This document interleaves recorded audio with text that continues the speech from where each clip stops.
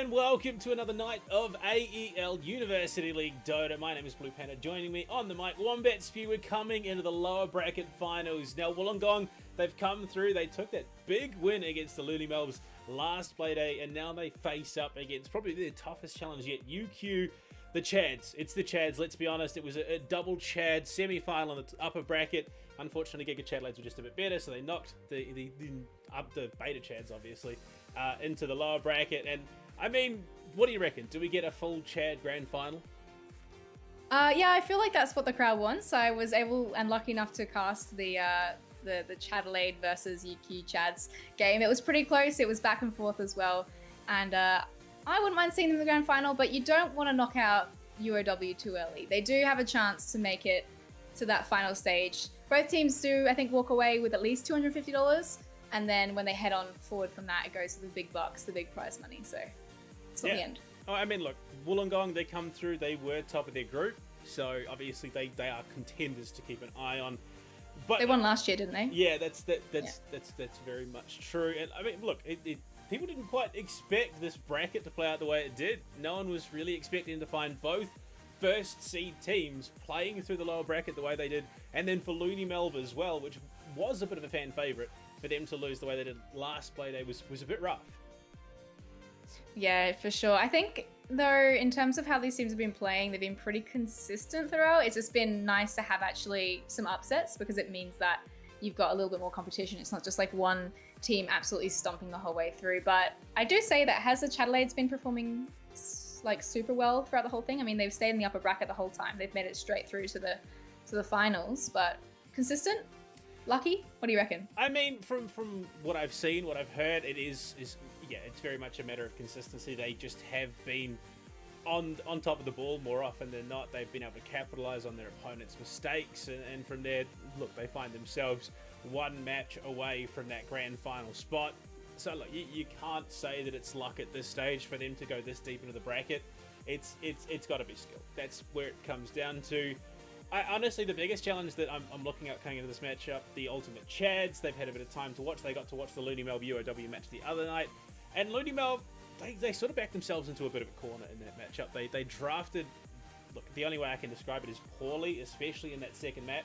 So Wollongong, it never really felt like they were super challenged.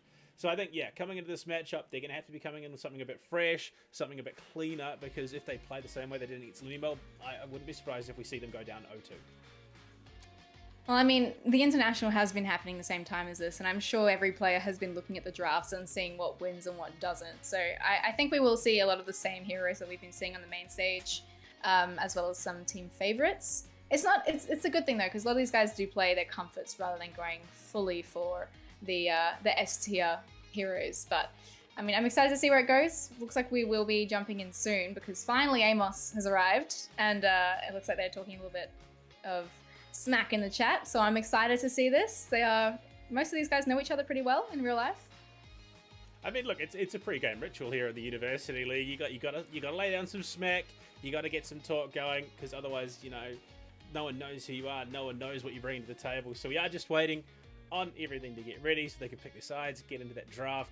I mean, with everything that we are seeing, obviously with the international going on and the picks that we've seen come through the bracket, there is sort of a pattern. Teams are more often than not bringing the same sort of picks. You reckon we get anything crazy tonight? Oh, I don't know. What really is crazy these days, you don't really see, I mean, things like Visage and Meepo and that just aren't around. I think the most crazy you get is maybe like an IO core or something, or I don't know. I think most teams are just picking their comforts. I think Tiny's an obvious one. Monkey King is overdone. We're seeing some Enchantress sometimes here and there, but I don't think anything too crazy, no. I think they can't risk it. It's like do or die for this one. If they lose, they're out. So they need to kind of go for their comfort picks. And obviously, like coming into this matchup, we have seen some players sort of step to the forefront, and players that will become a priority, especially in a matchup like this. In your eyes, Wombat, sort of who would be the standout player that you want to keep in mind? Who would be the standout player? I think Amos always performs quite well, but the last time I casted, I think MBTW was he's mid lane, right? He was the mid laner for that team. Gubala, I believe, is the mid laner for Wollongong. Okay. MBTW is the POS one, if I remember. Pos 1, yeah. Yeah, so no, Gubala for sure, he's very consistent. I think even if he struggles a little bit mid, he rarely does. But let's say he does, he's always able to come back with some nice stacks or good rotations and ganks on the side lanes. And then MBTW just does what he does best. He just chills, he just farms, and when he needs to join the fights, eventually he'll come in. So I think they might actually have it tonight, but I can't put UQ down. I was there for a few years, and I know Amos is also a star player for them, but I might just look out for Gubala again this match. Yeah, I mean, he was instrumental in that win over Looney Melbs in booking themselves a spot in this lower bracket final. And honestly, I'm interested to see what Billy does. The guy is an interesting character in that offlane position. He does tend to go, I would hope they're comfort picks, because it is sort of that weird and wonderful territory where you're not quite sure where he's going to go, but you always know that it's going to be a high impact. He's shown himself to be quite versatile. And then obviously, for Wollongong, their support duo as well is a pretty potent one, being able to get around the map and impact some real change. We're just waiting. There's some minor issues getting this lobby going and sorted, so hopefully that is not going to be an issue for much longer. Yeah, it's fine. The players are, what is it, Saturday night? Yeah, so they've just had a nice long day, hopefully getting some vitamin D in the sun or something like that if they get a chance. But Saturday night Dota, most of these guys were doing that anyway, and now they're looking like they're ready to go. And we can jump into the draft. What do you want to see? What do you reckon we're going to see mid? Anything different? Same old? I have been a huge fan of Gubala's Kunkka in the mid lane. Like, the guy is kind of a beast, if I'm being perfectly honest. Like, just the setup that he has on that hero. And look, Chads, they're going to ban it out straight away, so they are very much on the same page as I am. Yeah. Yeah, looks like we're not going to see the Kunkka, but I mean, that's a respect ban. You like to see it. Does leave it a little bit open in terms of what is in meta right now. Kunkka's obviously good, but there's a few more heroes we might see there too. So yeah, no Kunkka. It's not the end of the world. I'm sure he's very competent on other sides as well. What other heroes does he play in general? Look, there's been so many, but I mean, I'm looking something like a Void Spirit, Ember Spirit combo, maybe one of the two in that mid lane. And we see the Monkey King ban, that being taken away, no surprise. It's been so potent, just the amount of information in that pos 4 position it can get, and even as a pos 1, it's pretty scary. And straight into it, Chads are going to pick up the Hoodwink. That is indeed. I'm wondering where that's going to go, because I have seen it play. I've seen it play mid actually recently. I'm not sure if it was this league, but I was a bit surprised. But probably just a support Hoodwink, pos 4, high physical damage, very hard to catch. You need something to deal with it on the sidelines. Maybe a mid hero like a Storm that can jump on top of him, or a Quap or something like that. And you got to be careful if you're picking up like a carry that's just a right clicker and gonna get kited like Sven or Ursa. But they're gonna respond with a Magnus straight up. Obviously quite versatile as well. You can't base your whole draft around that mag, because he could just end up being a support. I would imagine that this is probably going to be the Billy the Brawler and Devi Llama combo picked up off the bat. Offlane Magnus, which is where we've seen him go with it. Honestly, I would not be surprised if Gubala could pick that one up as well. But Devi, a phenomenal pos for that roaming support with a line. He's going to do a lot of work this game. That'll be a hard lane to verse with mag line if they get a nice stun skill combo off. But if you can just pick up an early stick and not get too aggressive. I don't know if pulling is going to be super effective against mag and line. They can just come and clear those camps pretty easily, but at least a bit of harass and just not overextending. I think, it might be a little bit of a hard lane for the pos 1 UQ to deal with there. But they've banned out the Jug, the Ursa's gone as well. And TB, I mean, I'm glad there's not a TB game, because sometimes they go for like 70 plus minutes. But we'll see what else they don't want to verse either. Void, there you go. Unfortunately, my game is throwing a bit of a tantrum right now. It's currently frozen because I tabbed out because I got a message from one of the Dota admins about something. So you might have to Dota radio this one, Wombat. Dota radio. Well, Hoodwink, Tidehunter lane. Again, it's a really good stick lane if you're going to be versing those guys. A lot of one charges. Probably not a lot of kill potential, but with the Tidehunter Gush and the physical damage coming from Hoodwink, it could be kind of scary. So they might want to go like a ranged hero versus those guys. You don't get too close to Tidehunter. They're still on ban phase though. I dare say they've gotten rid of the life stealer. What's that for? Tidehunter, obviously. I would imagine that's MBTW because we have seen him play a couple of times throughout the season. So, a sensible target ban, especially paired with something like the Magnus. Yeah. And they banned a Slark, which I find interesting because UOW probably could have picked up a Slark against that Tide. It'd be pretty nice. But they've banned it out, and instead they're going to go for, imagine, another support pick here. What's good against these guys? Has your game come back yet? No, it's throwing a full tantrum, so we might have to get the admins to call for a remake after the ban phase. Sorry about this. New computer, new problems. Dota. Yeah, it's just Dota things. No, that's totally fine. They've got to think of something that can maybe deal with the Tide, but they go for a Weaver. Again, that's pretty nice. You get jumped on by the Ravage. You've always got time lapse. Good you to get out of there too. Could be a little scary if you do get caught up in like a bushwhack and they manage to burst you down.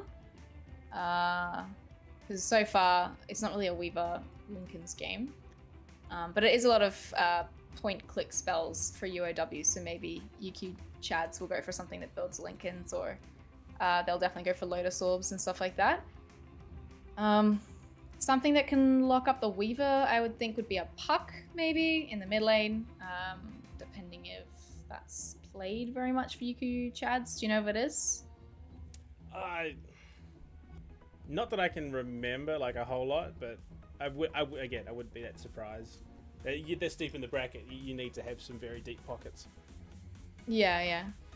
Just trying to think of what else we might see here, but so far it's a little bit of a slippery Weaver as it is. The Bushwhack's the only bit of lockdown they have. But they're going to counter it with an Ogre Magi. It's got good lockdown with Fire Blast, and they're ultimately picking a DK too. So that's like pretty fast pushing potential with the Bloodlust and the DK. Once he gets his level 6 Dragon form, we can just Bloodlust him, we can head to the mid tower and push, and if they try and come back, you've got a Tidehunter with Ravage to create an early team fight. So I think UQ Chads have a very nice early game. There we go, we're back. We can see what's going on now, so everyone can catch up. And look, I'm going to be honest, it's already kind of lining up to be quite a scary combat of the Chads. They've got the setup, they've got a lot of lockdown, and they've got just the natural steroid in Ogre Magi with that Bloodlust. Dragon Knight, this could be a very, very good game for the DK. Yeah, I think so too. And like I was saying, like that early push, I think he scales pretty well as well. So does the Ogre, a lot more lockdown the Ogre, Hoodwink as well. If Hoodwink has like a good early game, she can definitely scale. So, and it feels like UOW have a really good scaling team too, with the Mag and the Weaver. And I mean, Lion's a Lion, he's always got the Hex and the Stun, which you want any point in the game. So far, both drafts are looking pretty even. We got to think of what they can respond with, and they've gone for a Lina. Mid lane's pretty nice. Did you see that's a Lina mid? What you'd have to imagine. It's just traditionally. That's just a DK. Yeah, you'd have to imagine, and I'm imagining that's probably Weaver in the hands of Billy if I had to go off what I remember out of this Wollongong team.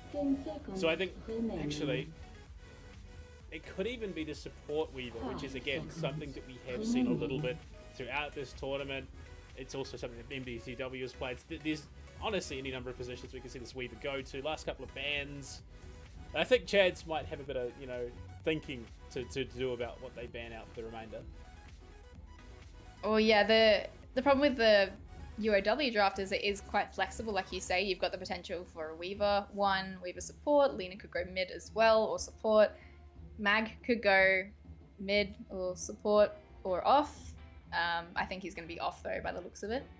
So yeah, now UQ Chads just kind of have to work out what counters their POS1 pick, whatever they choose as their carry. I'm feeling like I'm not sure what it could be. Razor could be okay. Bit of pushing potential again. What do you reckon? I mean, on top of everything that you have, especially again, the Razor is actually going to be banned out by Chads there. Honestly, I almost want to lean into something with a little bit more CC setup on top of it, even because you've got this Weaver who is probably, depending on where it goes, if it is one of the cores going to be running something like the Lincolns, but Spectre ban. I was going to say Spectre would be nice. They could chase down the Weaver with the Shadow Step 2. It's pretty disgusting. And I think if you ever want to play Spectre, you have to pick it in that second round of picks. You can't pick it last. So, yeah, what do they have? Sven is still available. Like, they've left this draft so wide open. There are literally so many possibilities. I mean, we could see something like for UOW. I'm leaning more towards seeing that Weaver support and pick up something like the Ember, something that can benefit from the Empower. The Drow ban, yeah, okay, I respect that at a Chaz. With the Lena and the Weaver already locked in, that Drow would have been pretty potent, although it would have made for a quite squishy lineup for Wollongong. Yeah, it would have been hard for DK though. Are they putting it? I feel like Weaver Pos 1 might just be the case here because Razor's gone. You could always put like an OD mid would be okay versus the DK if they think DK is going mid.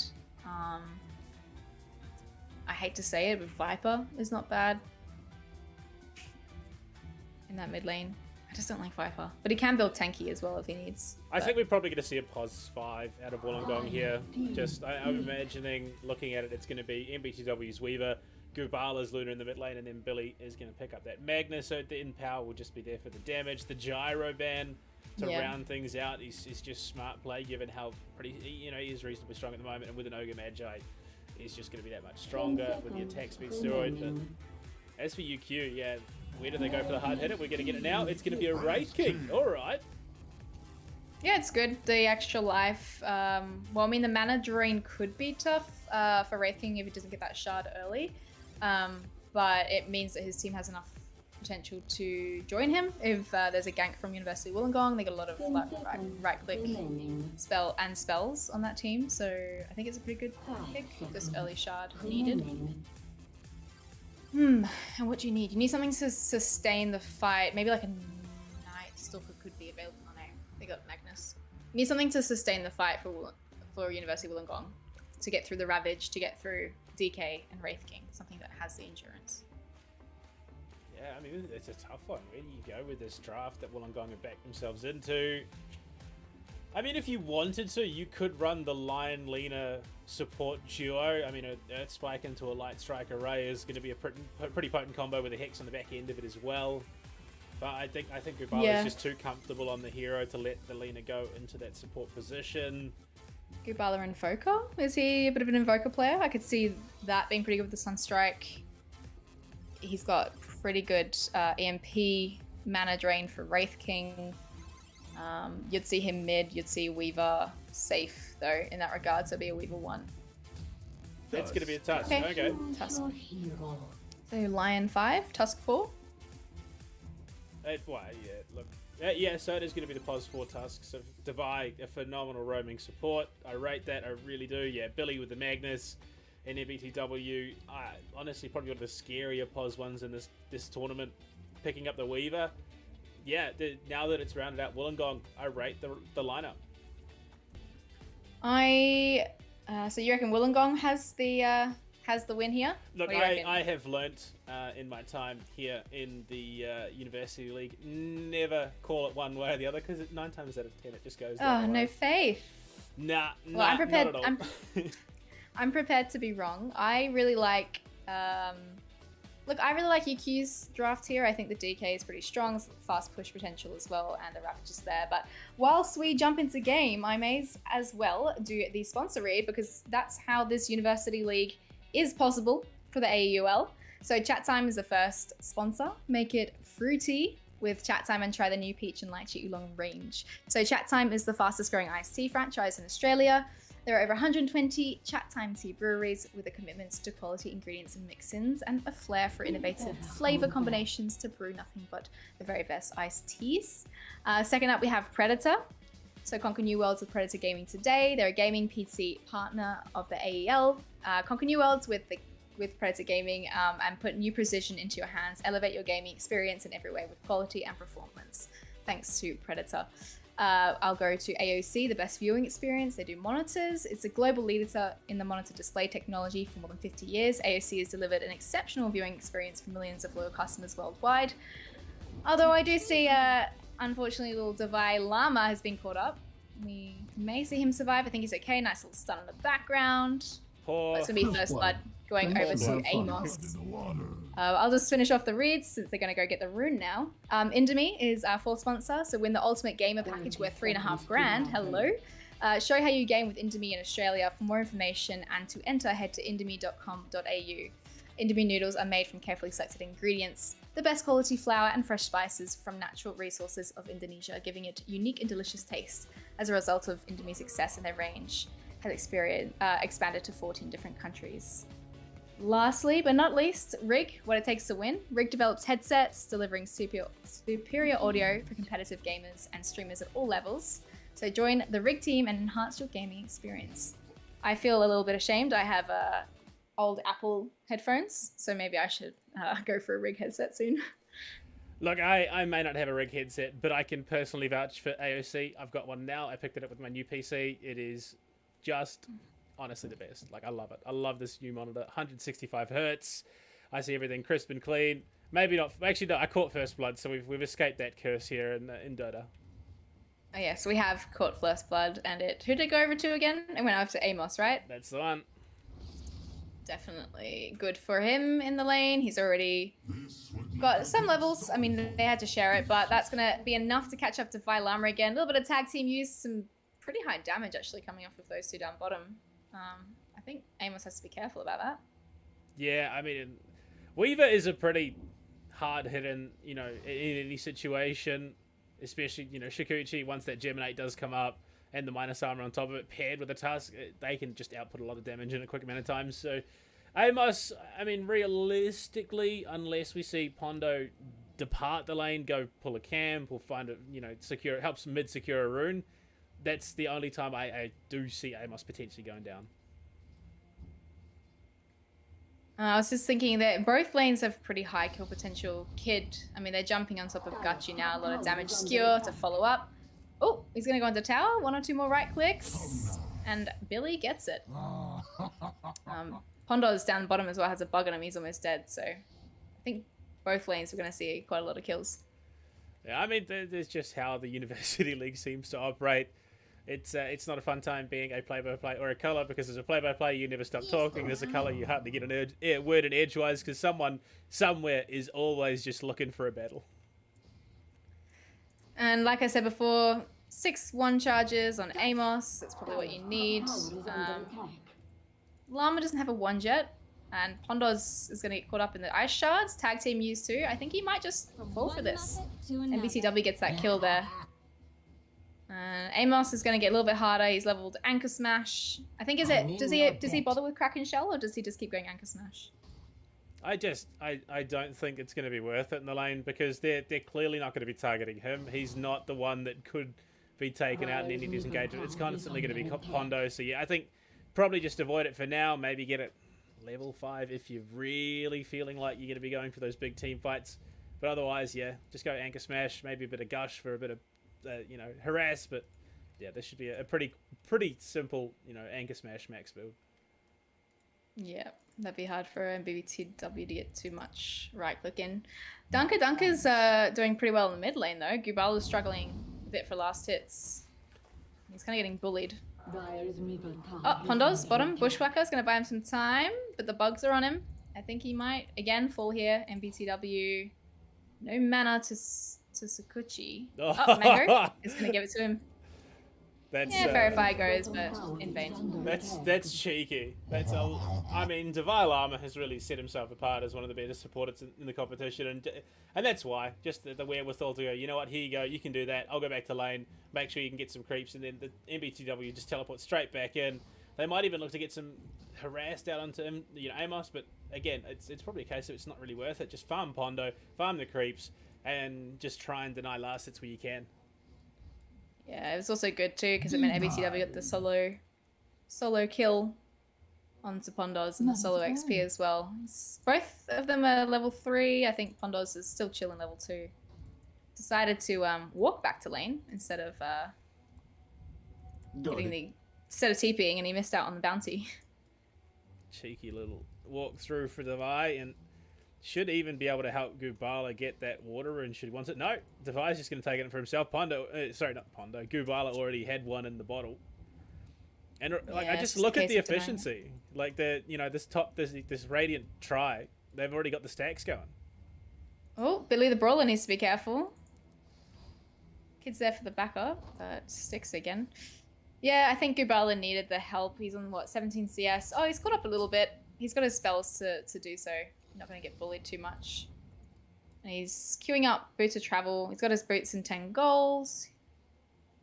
He's got a nice ward there, so he should be pretty safe now to catch up. Yeah, I didn't anticipate a huge amount of kill potential in this mid lane until sort of the level 6 mark, and even then I would be hard pressed to guess who would be the one to take that kill, given that the Dragon form up against the Laguna Blade, so it should be even until they decide to head elsewhere. Billy still hanging around up top, just continuously trying to farm. He's actually keeping up surprisingly well in this lane. Yeah, well, he's got the nice skewer is the save for him. He's gonna get stunned up. Soy might actually go for the stun there too. Are they gonna have enough right click damage? No, he's got 4. So 4 magic 1. He's got Skewer to escape. Honestly. And bottom though, it looks like MBTW might fall. Dust used. Nice work from Pondos. I just saw him out of the corner of my eye and started shooting. It happens time and time again. Support goes to pull a wave, something like that. Oh no. Question actually. Oh, Snowball. Nice work to Llama. Do you think Hoodwink has a legitimate New Zealand accent, or do you think it's a bit overdone? So if you were to ask me that, I would tell you that actually it sounds like she has an Australian accent. That's what I thought.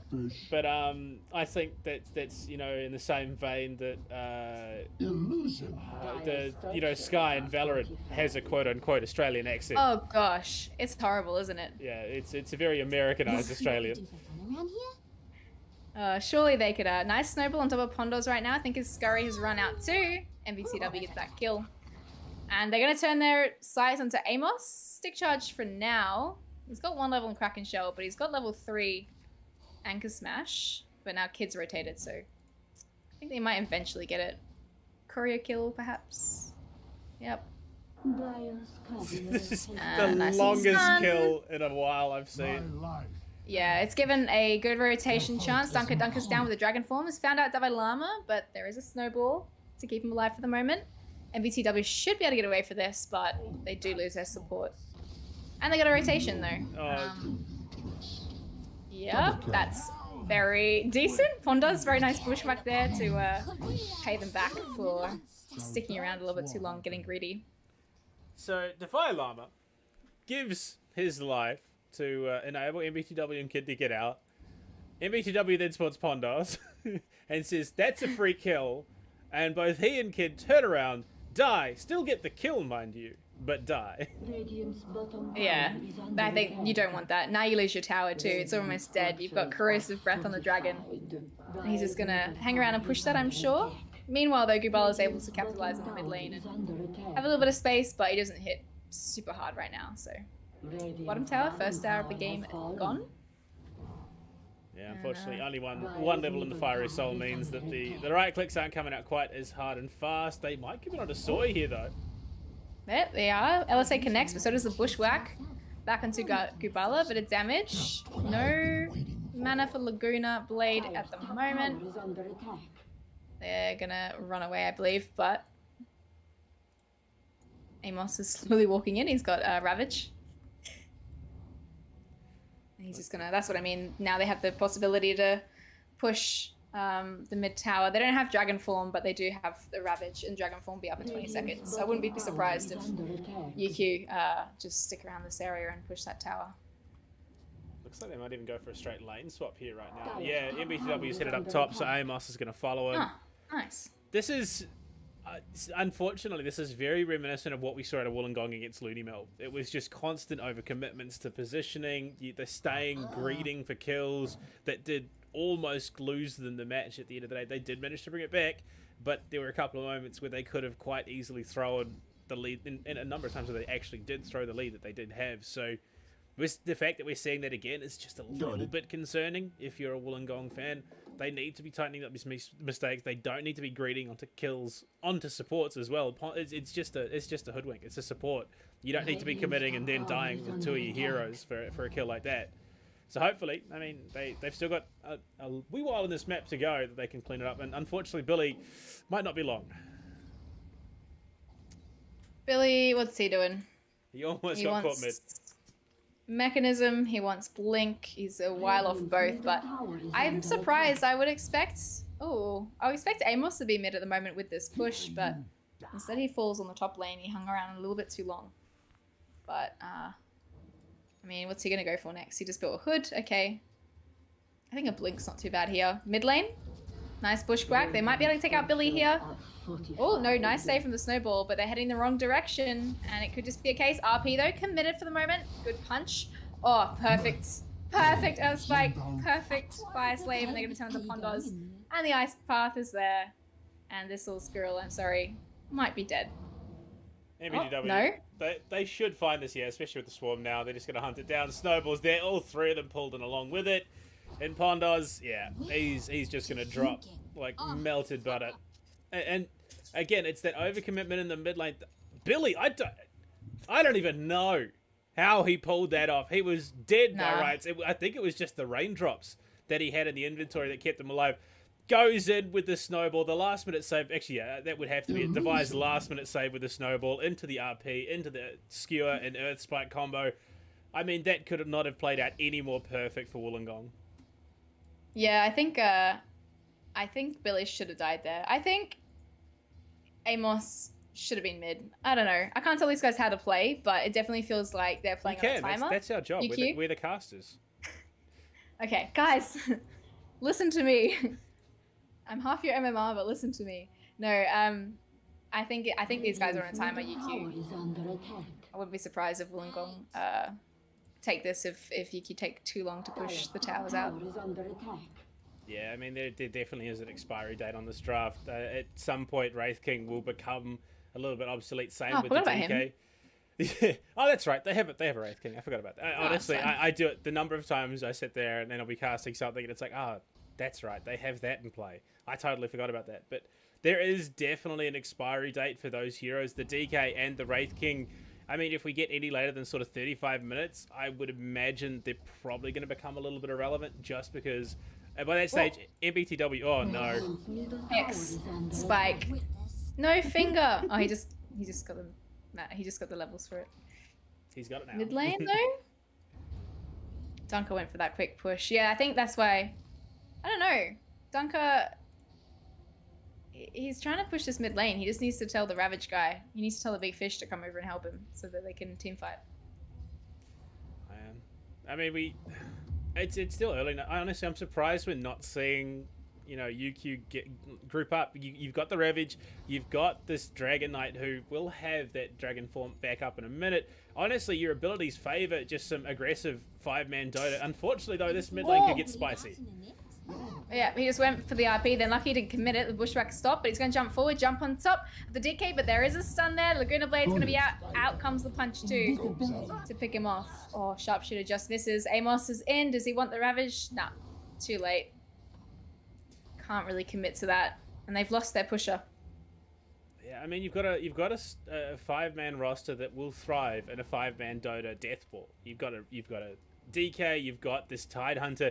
Honestly, Amos is just wanting to hit that ultimate button, and then you've got like this. You got the Wraith King follow up, and they're just not committing to it. And in fact, it's Wollongong that are looking to go for that 5-man fight.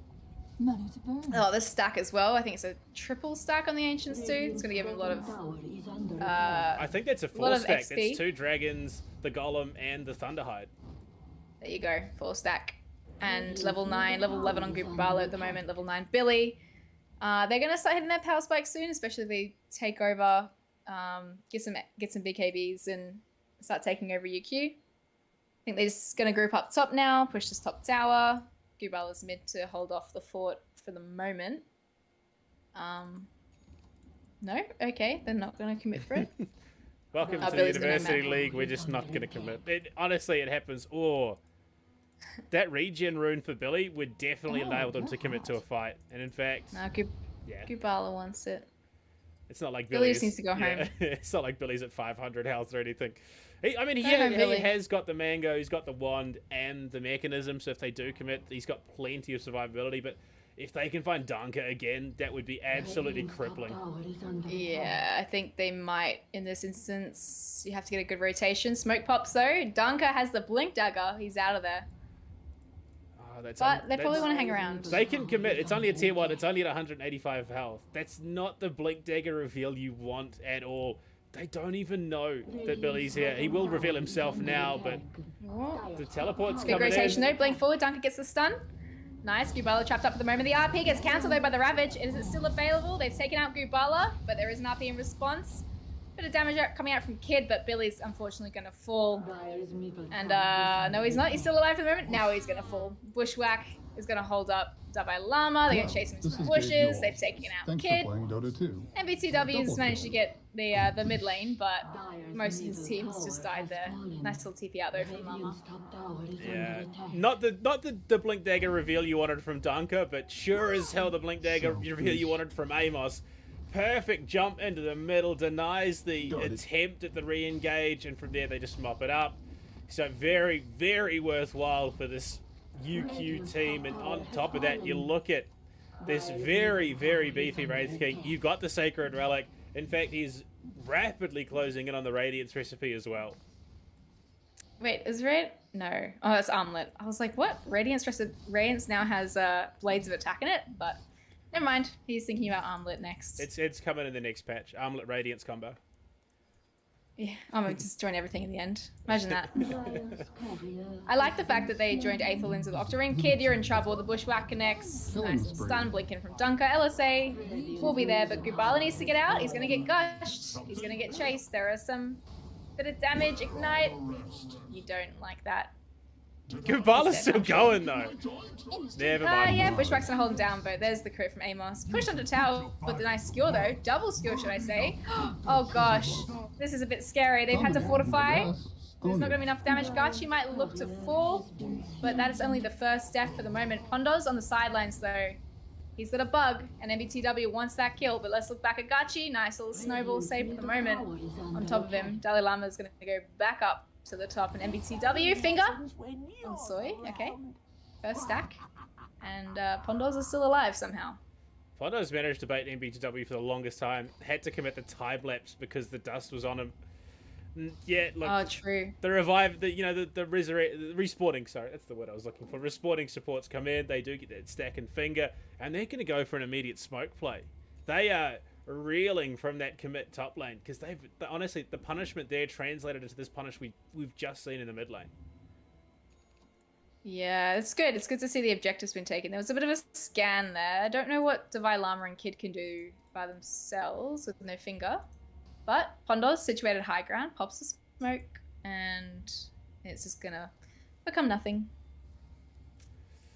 Oh, indeed. Oh, net worth though, 4k ahead, UQ for the moment. Gachi is just farming up. He's got the Radiance. He's going Blink next. My lord, Gachi is just stacked right now. Yeah, but they have found him. No reincarnate though. RP is available if they want to use it. They don't need it. Oof, that is what you want. Snowball on top of Soy's head. Oh, Soy. Skewer. Bushwhack won't connect, but Soy will fall to MBTW in the end.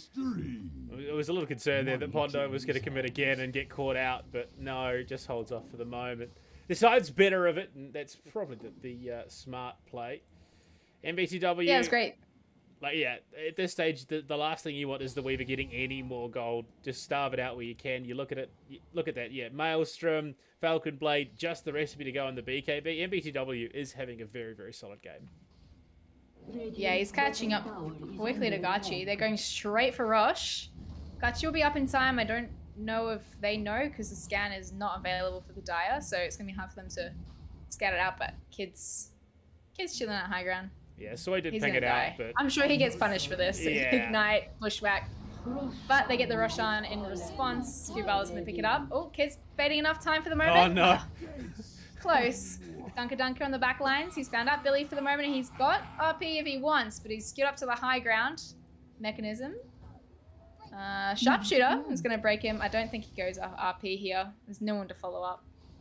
Does have the And- wards. Yeah, sorry, did have Amos the ward gets him. one, but honestly, there was two pretty big misplays there. One kid getting as far up as he was, then actually three technically. Devi accidentally sharding him in. And speaking of, they're going to go for a shard onto Soy. Yeah.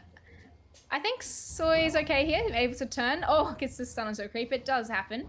Amos, though, chasing. He's got the Ravage, but they're just going to... Never mind. They're going to give up because the punch is there to disengage. I don't think they care about it. The fact that Dunker and Gachi were hard shoving that top wave. They're going to get some decent damage out of this tier 2.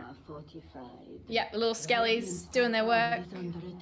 They've taken over the high ground. There is a ward there for vision, but I mean, Soy has a D ward. You could go for it, I guess. You might go for it. They might. The temptation is No. there, but they decide better of it for now. I think they just want to hold off a little bit longer, get some more of these key items. You're looking again, BKB about 650 away for Dunker. Gachi is rapidly approaching that armament, although it looks like maybe he's going for a Blink Dagger instead. And there you go. Oh, speaking of Blink Daggers, two very key Blink Daggers picked up. Billy with his and Kid as well with a second. Billy's going shard too. It's a very Blink Dagger initiative sort of game, isn't it?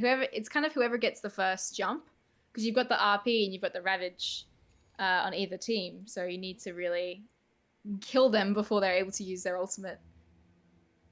Yeah, I still think I rate the RP a little bit more, because then you've also got the Shockwave and Skewer combo, which allows for the repositioning. And the Earth Spike and Yeah. I think so much lockdown. I think if Billy hits his Blink and RP combo, it's probably going to be a little bit more impactful than if Amos does, whereas Amos has that potential for a re-engage and a denial off that initial, but we are going to see what looks like to be a tier 2 trade across the board, mid for bot lane. Yeah, they're going to go for the rotation though. I think taking the mix not too bad. Hex though, onto Amos. He's able to get out of it, but the RP is straight on. Oh, beautiful RP onto the backlines. Laguna used on Amos, but he gets the Ravage off first, and they take out MBTW instantly. Billy will fall, and Kid's going to run to the sidelines, but not before getting a finger kill, possibly. Llama gets that kill. They lose Infamous Amos in the meantime. They're going to chase into Gubala, and that's... Oh my gosh, UQ Wollongong almost dead. UQ Wollongong all dead. Yeah, full 5-man wipe there just for Amos, and when... Okay, alright. Chill out, Wraith King, that's a bit morbid, but I mean... Did I say UQ Wollongong? I meant University of Wollongong. I combined the two teams there. Well, unfortunately, there's no Wollongong to speak of at the moment, but they did absolutely nothing to protect MBTW, who still has a full BKB. Wasn't able to get that off, wasn't able to do anything. I mean, there was a phenomenal RP setup, but they couldn't get the kill. The Ravage comes in as a re-engage, and Dunker jumps straight onto MBTW. Speaking of Dunker, he could be in trouble. Nice Hex. Bushwhacker to disconnect too, but there's the Earth Spike. And Dunker should fall here to the right clicks from MBW, who popped the BKB. They're going to jump forward onto Soy as well. Bit of damage from Devi, from Llama. That's not too bad. They lose their mid tower though, unfortunately, but they're able to pick up a good kill onto Dunker, which is what they needed. Yeah. Hello and welcome to the Australian Esports Overcommitment League. We've seen it time and time again already, this matchup. They didn't need to hang around. They do. They get punished for it. They're now having to back off. That's audacious, Billy. Killing spree. Oh no. Billy, what are you doing? They're going to turn it as well. Punch onto Gachi, but he's fine. Gash onto Kid. He doesn't have anything but a Hex for the moment, so he's going to fall down to Amos. And Pondo's going for the Sharpshooter. Ooh. He definitely shot sharply, but... There is some heavy overcommitment. Oh, no. no. Gachi blinks forward. MVTW, no BKB, but he should be able to get away for the moment. But was that a blink reveal for Gachi? I believe so, yes. Yeah. No, actually, no. He's had the Blink Dagger for a while. Look, he's building towards his BKB now, so... Okay. I I don't know what the thought process was there from Wollongong. They just managed to get Dunker, but then they just deep overcommit again, greeting for kills. Yeah, kind of silly. You mentioned it before. The problem with Wollongong's drafts, they're a little bit squishy. You do have like time lapse available on MBTW, but if he just gets burst down too fast, I mean, he can't sustain that. Billy the Brawler, I mean, he's going for Mechanism. He's going for, I guess, Greaves eventually after Shard. But still, we're just seeing him get absolutely like right-clicked down. 16 armor, ain't too bad, but Gachi still chews through him. Actually, looks like he's queued up the Force Staff before the Greaves. Yeah, So, I don't know. A lot of priority around repositioning. In fact, there's one for Kid as well, who, honestly, it almost feels like Billy is sort of alongside Kid. They're at best supports between the two of them, which is not what you want your Magnus to be at 25 odd minutes into the game. A smoke though coming out of UQ, and this could be disastrous if Wollongong don't read into it. It looks like they're going opposite side of the maps. They see Gubala bot though, so they might be trying to find MBTW here. Someone's pinged it out. MBTW has, so he kind of knows that there could be a smoke going on. You'd have to hope at the situation. I think one more fight that one more overcommitment out of Wollongong, and they could find themselves in a real bleak situation. And you look at the positioning, look at this UQ. They've managed the wave. They pushed it up. They're going to try and take this tier 2. And the best that you can hope for Wollongong is a tier 1. Yeah, tier 1 on the opposite side of the map from Rosh, so it doesn't give them that much control. They've got no mid lane. Tier 2 top at least is there, but it looks like, UQ's going for that top push. Gachi's just on the front line, Reincarnate's there. Billy pushes him back to the back lines. They almost manage. Come on, surely just use Finger to clear that first death. Gachi dies, Reincarnate used, but Kid might just fall here. Gachi blinks on top, gets the right click. MBTW, BKB popped, he's going to jump forward. Billy looking for that RP thing, but he just can't clear the ignite. And there's the Ravaging from Amos too. Nice bushwhack on top. Sharpshooter. And they take out, time lapse though. Use RP onto 3, 4. Hello? Full 5. You need Billy. Possibly all 5 as well. Finger use. Pondos will fall 2. And they've managed to take out Soy. That is a lot of O commitment. And Gubala gets a double kill there, killing out Dunker. I don't know what I just watched. Soy, if they'd disengaged, Soy would have been the MVP of that fight. That ignite completely ruined any chance of Billy actually getting in and getting involved. And then Amos decides to commit and just draws it out. Then UQ are like, yeah, cool, we can jump in on this. We got this. And then all 5 of them in the prime spot for the perfect reverse polarity combo. And Billy nails it, and they get the full 5 man. 5? He got all 5. That's so good. I couldn't see. I was like, is that 3? Is that 4? They were all stacked on top of each other. Congrats, Billy. There should be more tips, I think, for old mate Magnus here. I bet he's smiling. He's probably smiling. Like, they could not have spoon-fed that any harder. Clip anyone? Rush will respawn in 90 seconds, so everyone's going to be up by that time. I think you'll have RP, you'll have Ravage then too. So I think the next big team fight might be there if Wollongong wants to try and push the T2 tower here to give them a chance to take Rush more comfortably. They've got the outpost already. Trying to get high ground Kid. He's managed to find out Soy. They've got the LSA to follow up to Laguna and kill out the support for now. Oh, who else have they found? Snowball on top of Dunker in the mid lane. Not going to be in range though. But Rush looking pretty comfortable for these guys at the moment. Device is keen, if nothing else. In with the Snowball, out with the Bullwhip. Out with the Bullwhip. Yeah. We are hitting some interesting timings though. We're coming to that 30-minute mark. You look at MBTW. He's got the 20 talent online, so extra damage coming out of that Geminate, plus the tankier Swarm Bugs as well, is just going to make it that much harder for them to... I mean, if he gets a good Swarm out, Dunker and Amos are going to find it incredibly hard to try and commit for the engage, plus the lower cooldown on the Skewer, so that'll be coming up faster. 20 for Gubala with that extra attack speed and movement speed on Fiery Souls. So these timings are so big for Wollongong. Oh, Yeah, I'm feeling what Gubala. Did you say his BKB yet? Yes, he does. He has BKB Yep. and Silver Edge. Yeah, there you go. That's going to be really tough. He'll be able to shoot Amos up with that as well. Amos going for Shiva's is a little bit more armor for him and Vision too. But I feel like it's going to be pretty good here for a rush if they do go for it. They've opted for a smoke though. UQ, there's going to be a big clash around the Rosh pit. Oh no, Dunker. There is for sure. Nice blink out though from Billy.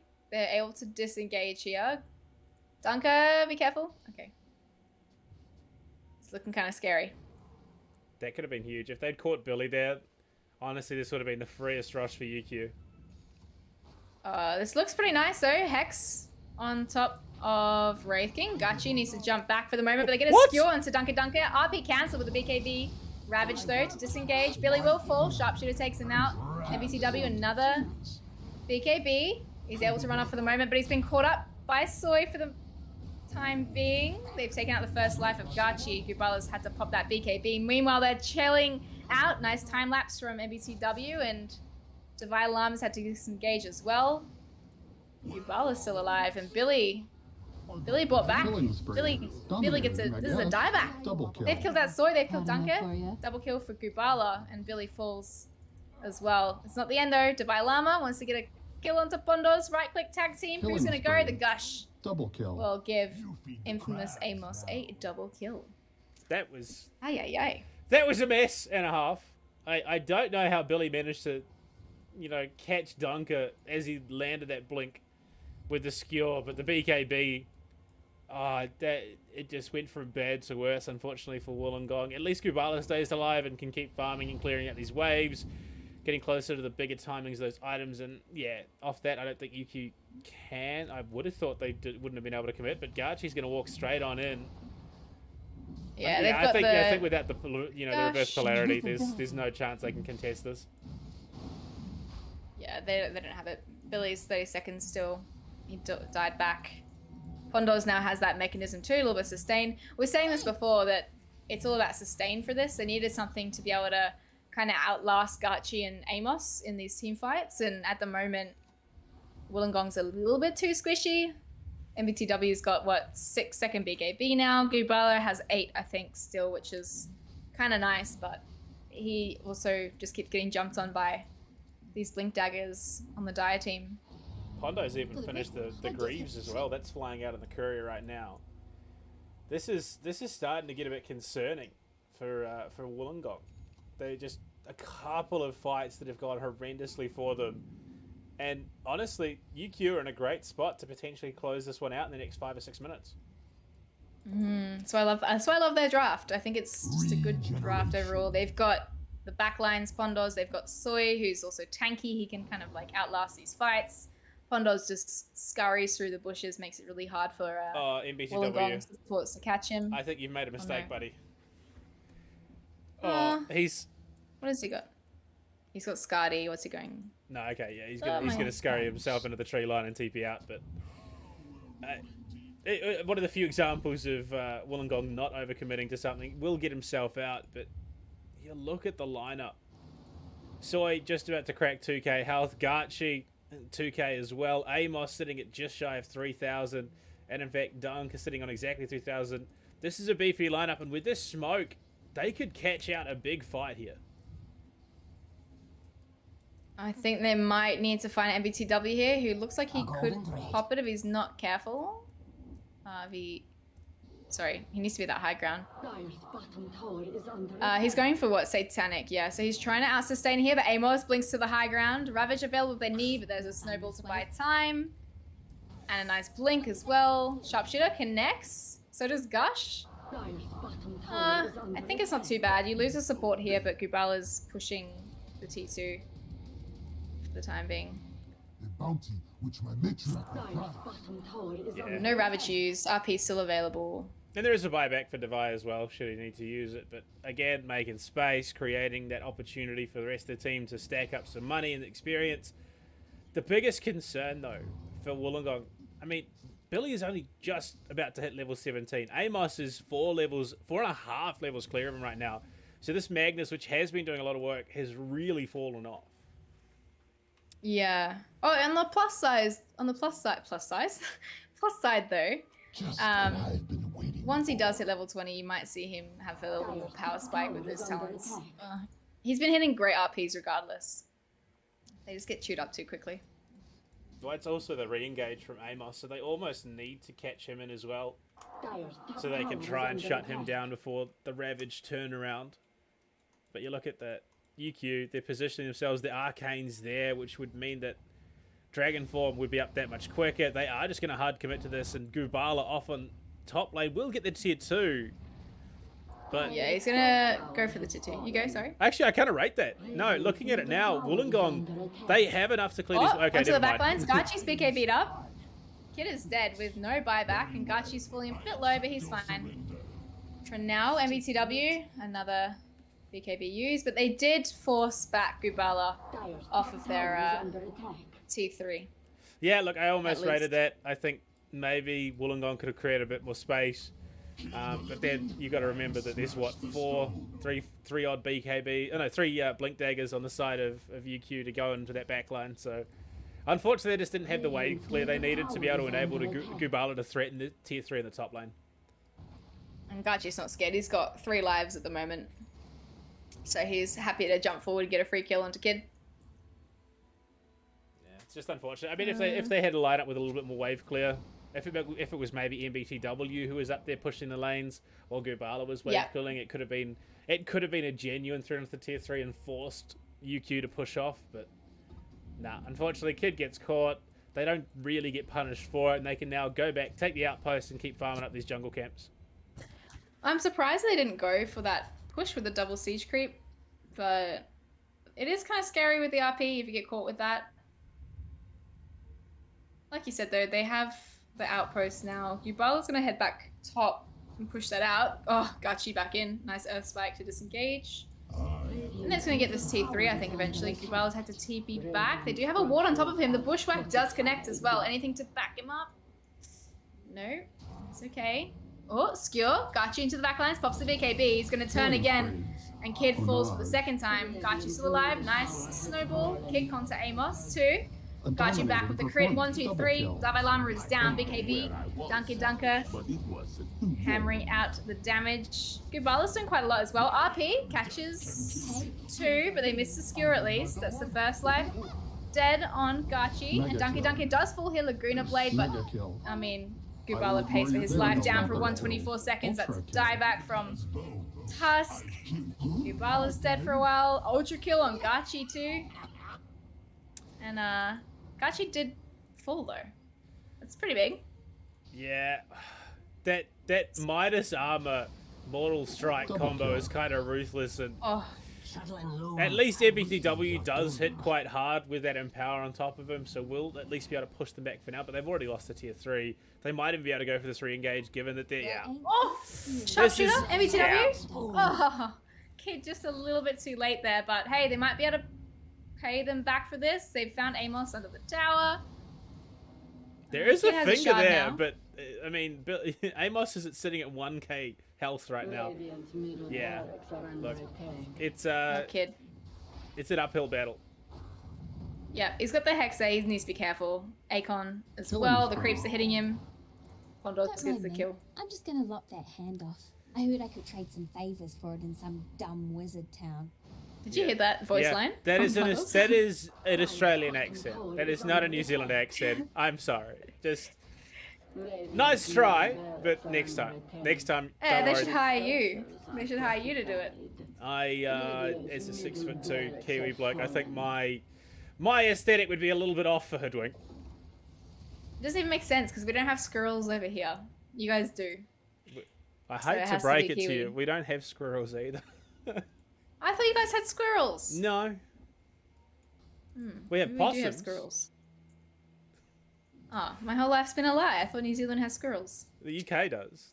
I know they do. So does America. Like, we might have squirrels, but it's not naturally occurring and not a planned thing by any means. I once saw a deer. I was like driving to work many years ago, and there was a deer on the side of the road, and then I got really confused. I didn't know we had deer here, but apparently we have deer farms, so Australia does have deer. We do too. There was a big one up by where my auntie and uncle used to live. We used to see it every time we went on holiday. And then the guy sold it and we couldn't understand why the fences were shorter. Why the what was shorter? Why the fences were shorter. We were like, me and my brother were like fences. 6 and 9. So we were very confused because we saw it every school holidays. And then all of a sudden the fences were shorter. And we didn't know we didn't know why the fences were taller in the first place, but it's just Kiwi things. Yeah, Kiwi things. Gachi, Moonshot, and Bloodlust. What's he hitting at? Is there a way to see attack? Oh, yeah. There you go. 430 attack speed. That's kind of terrifying with Mortal Strike and the Gush combo. It is with the crit. Honestly, Amos, despite like the bullying early on, has been doing a phenomenal job of setting up these kills. Yeah. He's got what? Spell Prism. He's got Refresher now as well. I think the He's 8-4 and 21, so has been involved in over a third of the kills involved. Like the team has picked up. Over 2/3. I'm surprised actually. Pondos picked up the Guardian Greaves, not Amos. So I don't know where Amos is gonna go next, but that Refresher, I guess, it's left him some money for that. It's gonna clear up the mid racks easily enough. Oh, Gachi. Look how fast he's just hitting. You're gonna have to do something here, guys. That would Basher, be the smart option. They don't have to. Oh, They'll lose Gachi, if they don't. backlines, kid, dead. Oh, nice break there, though. Not too bad. There's the Greaves for the sustain. Yeah, the sustain is just like giving them... the Greaves is just giving them so much more sustain. My lord. The skeletons are just doing so... Oh, Oh, Brawler, no. nice ravage though. Found out Billy too. Buyback from Kid right now, but Billy falls for 70 seconds. Double kill. Double kill from Pondos. MVCW, I don't think there's enough damage there. BKB about to run out. Needs to be careful. They get a Hex off. Oh, break onto Gachi, but Gubala's been found out. The stun, the follow-up as well. Soy's on top. And Gubala's going to fall 100 seconds. He's dead. No buybacks from Kid. Gubala buyback, but MVCW is going to get right-click down. Buyback as well. Both cores are going to try and defend their base. They've used the Fortify. Gachi might just fall here to the bugs. No. Okay, never mind. I don't think you can kill him. think this might be one of those situations where you just GG and look to go to the next map because Unstoppable. Wollongong can do absolutely nothing. UQ are very much in control of their base, whether they like it or not. And there we go. That's Megas. I don't. Yeah. That's Megas. The roster doesn't quite have. Lincoln's. Okay. All right. Gachi, Lugano though, and Donkey right now. He's still alive at the moment, but they've killed out Billy again. That's a dieback, and Gubala is gonna fall to the right click from Gachi. As you were saying. But yeah, I don't know what you gain from drawing things out any further. The game was over, I think, when we started to see that bottom laner racks go down. No GG call? Oh, there we go. Yeah, look. Respect for holding on and wait. You know, there are some teams, it was talked about the other day in the international, there are teams who will GG out as soon as they realise things are over, and there are those teams who will not stop fighting until the ancient goes down. But I think we were close to a point, if not at the point, where it was quite blatantly done. Yeah, sometimes, so you got to think about game two. If University of Wollongong, like, you know, maybe they know that they've lost, but they still just want to make UQ wear them out a little bit, make them work for it. So maybe next game their endurance is a little bit drained. But I think overall really good performance from UQ. They had the lineup, they had the early push, and the Ravage was there too. But hey, I still think Billy did an amazing 5-man RP. He got some pretty good RPs, but he also just kept getting cancelled. I think Dunker cancelled it. He got cancelled by a Ravage. There was a stun from Gachi here and there, and the Bushwhack as well.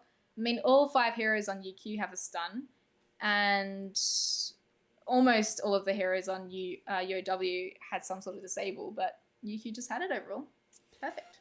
Yeah, unfortunately, I think it was just a case of the first round Magnus pick, then countered almost immediately by the Tidehunter. The re-engage was just that much better out of the ultimate Chads, and you got to respect it. It's just playing the game, playing the draft, playing every aspect of it, really. And yeah, despite that massive 5-man reverse polarity, it wasn't enough at the end of the day. They need to tighten some things up and look to go into the second. And speaking of, well, this is a best of 3, obviously, here at the lower bracket final. So we are going to throw it to a quick break. When we come back, we'll jump into match 2 and see whether or not UQ can book themselves that rematch against Giga Chatelads, or whether it's going to be UOW looking for that second title. We'll be back soon.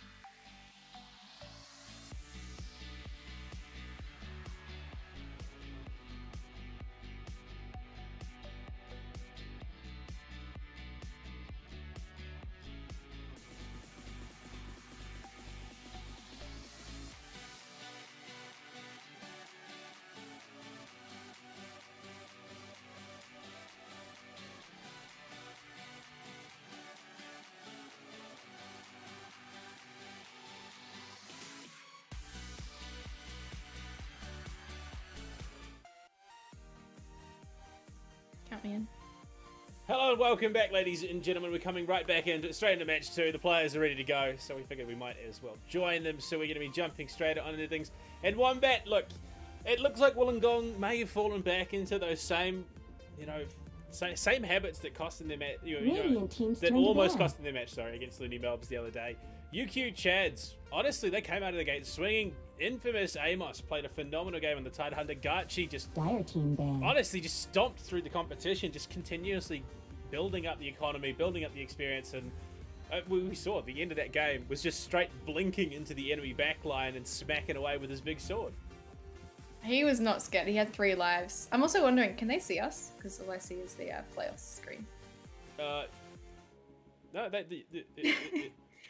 okay, they can see us. They can. You had me concerned there for a Okay. second. So they can see us. Oh, If it's probably been a bit funky. I don't know why it's still. it's all good.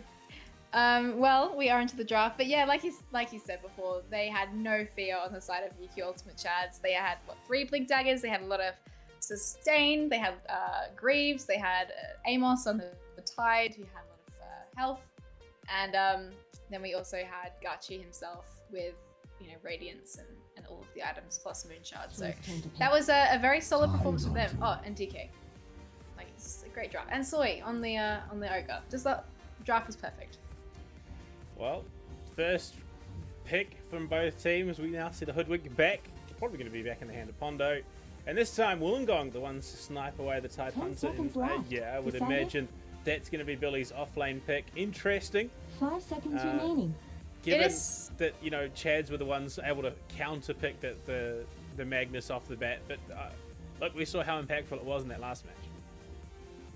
It is a bit scary with Tidehunter. You've already got a natural break on Hoodwink with her sharpshooter for him. So, I mean, it's obviously an ultimate harder to hit, but I could see him falling quite heavily because they first picked him as well. There's like a lot of chance for UQ to come round with Radiant some teams counter turned picks. to pick. But University of Wollongong are going to pick up Ultimate Chad's draft here. They've gone for the Ogre Magi. Again, good sustain. Nice bit of bloodlust and health, but there is a Doom picked up by UQ. I like this.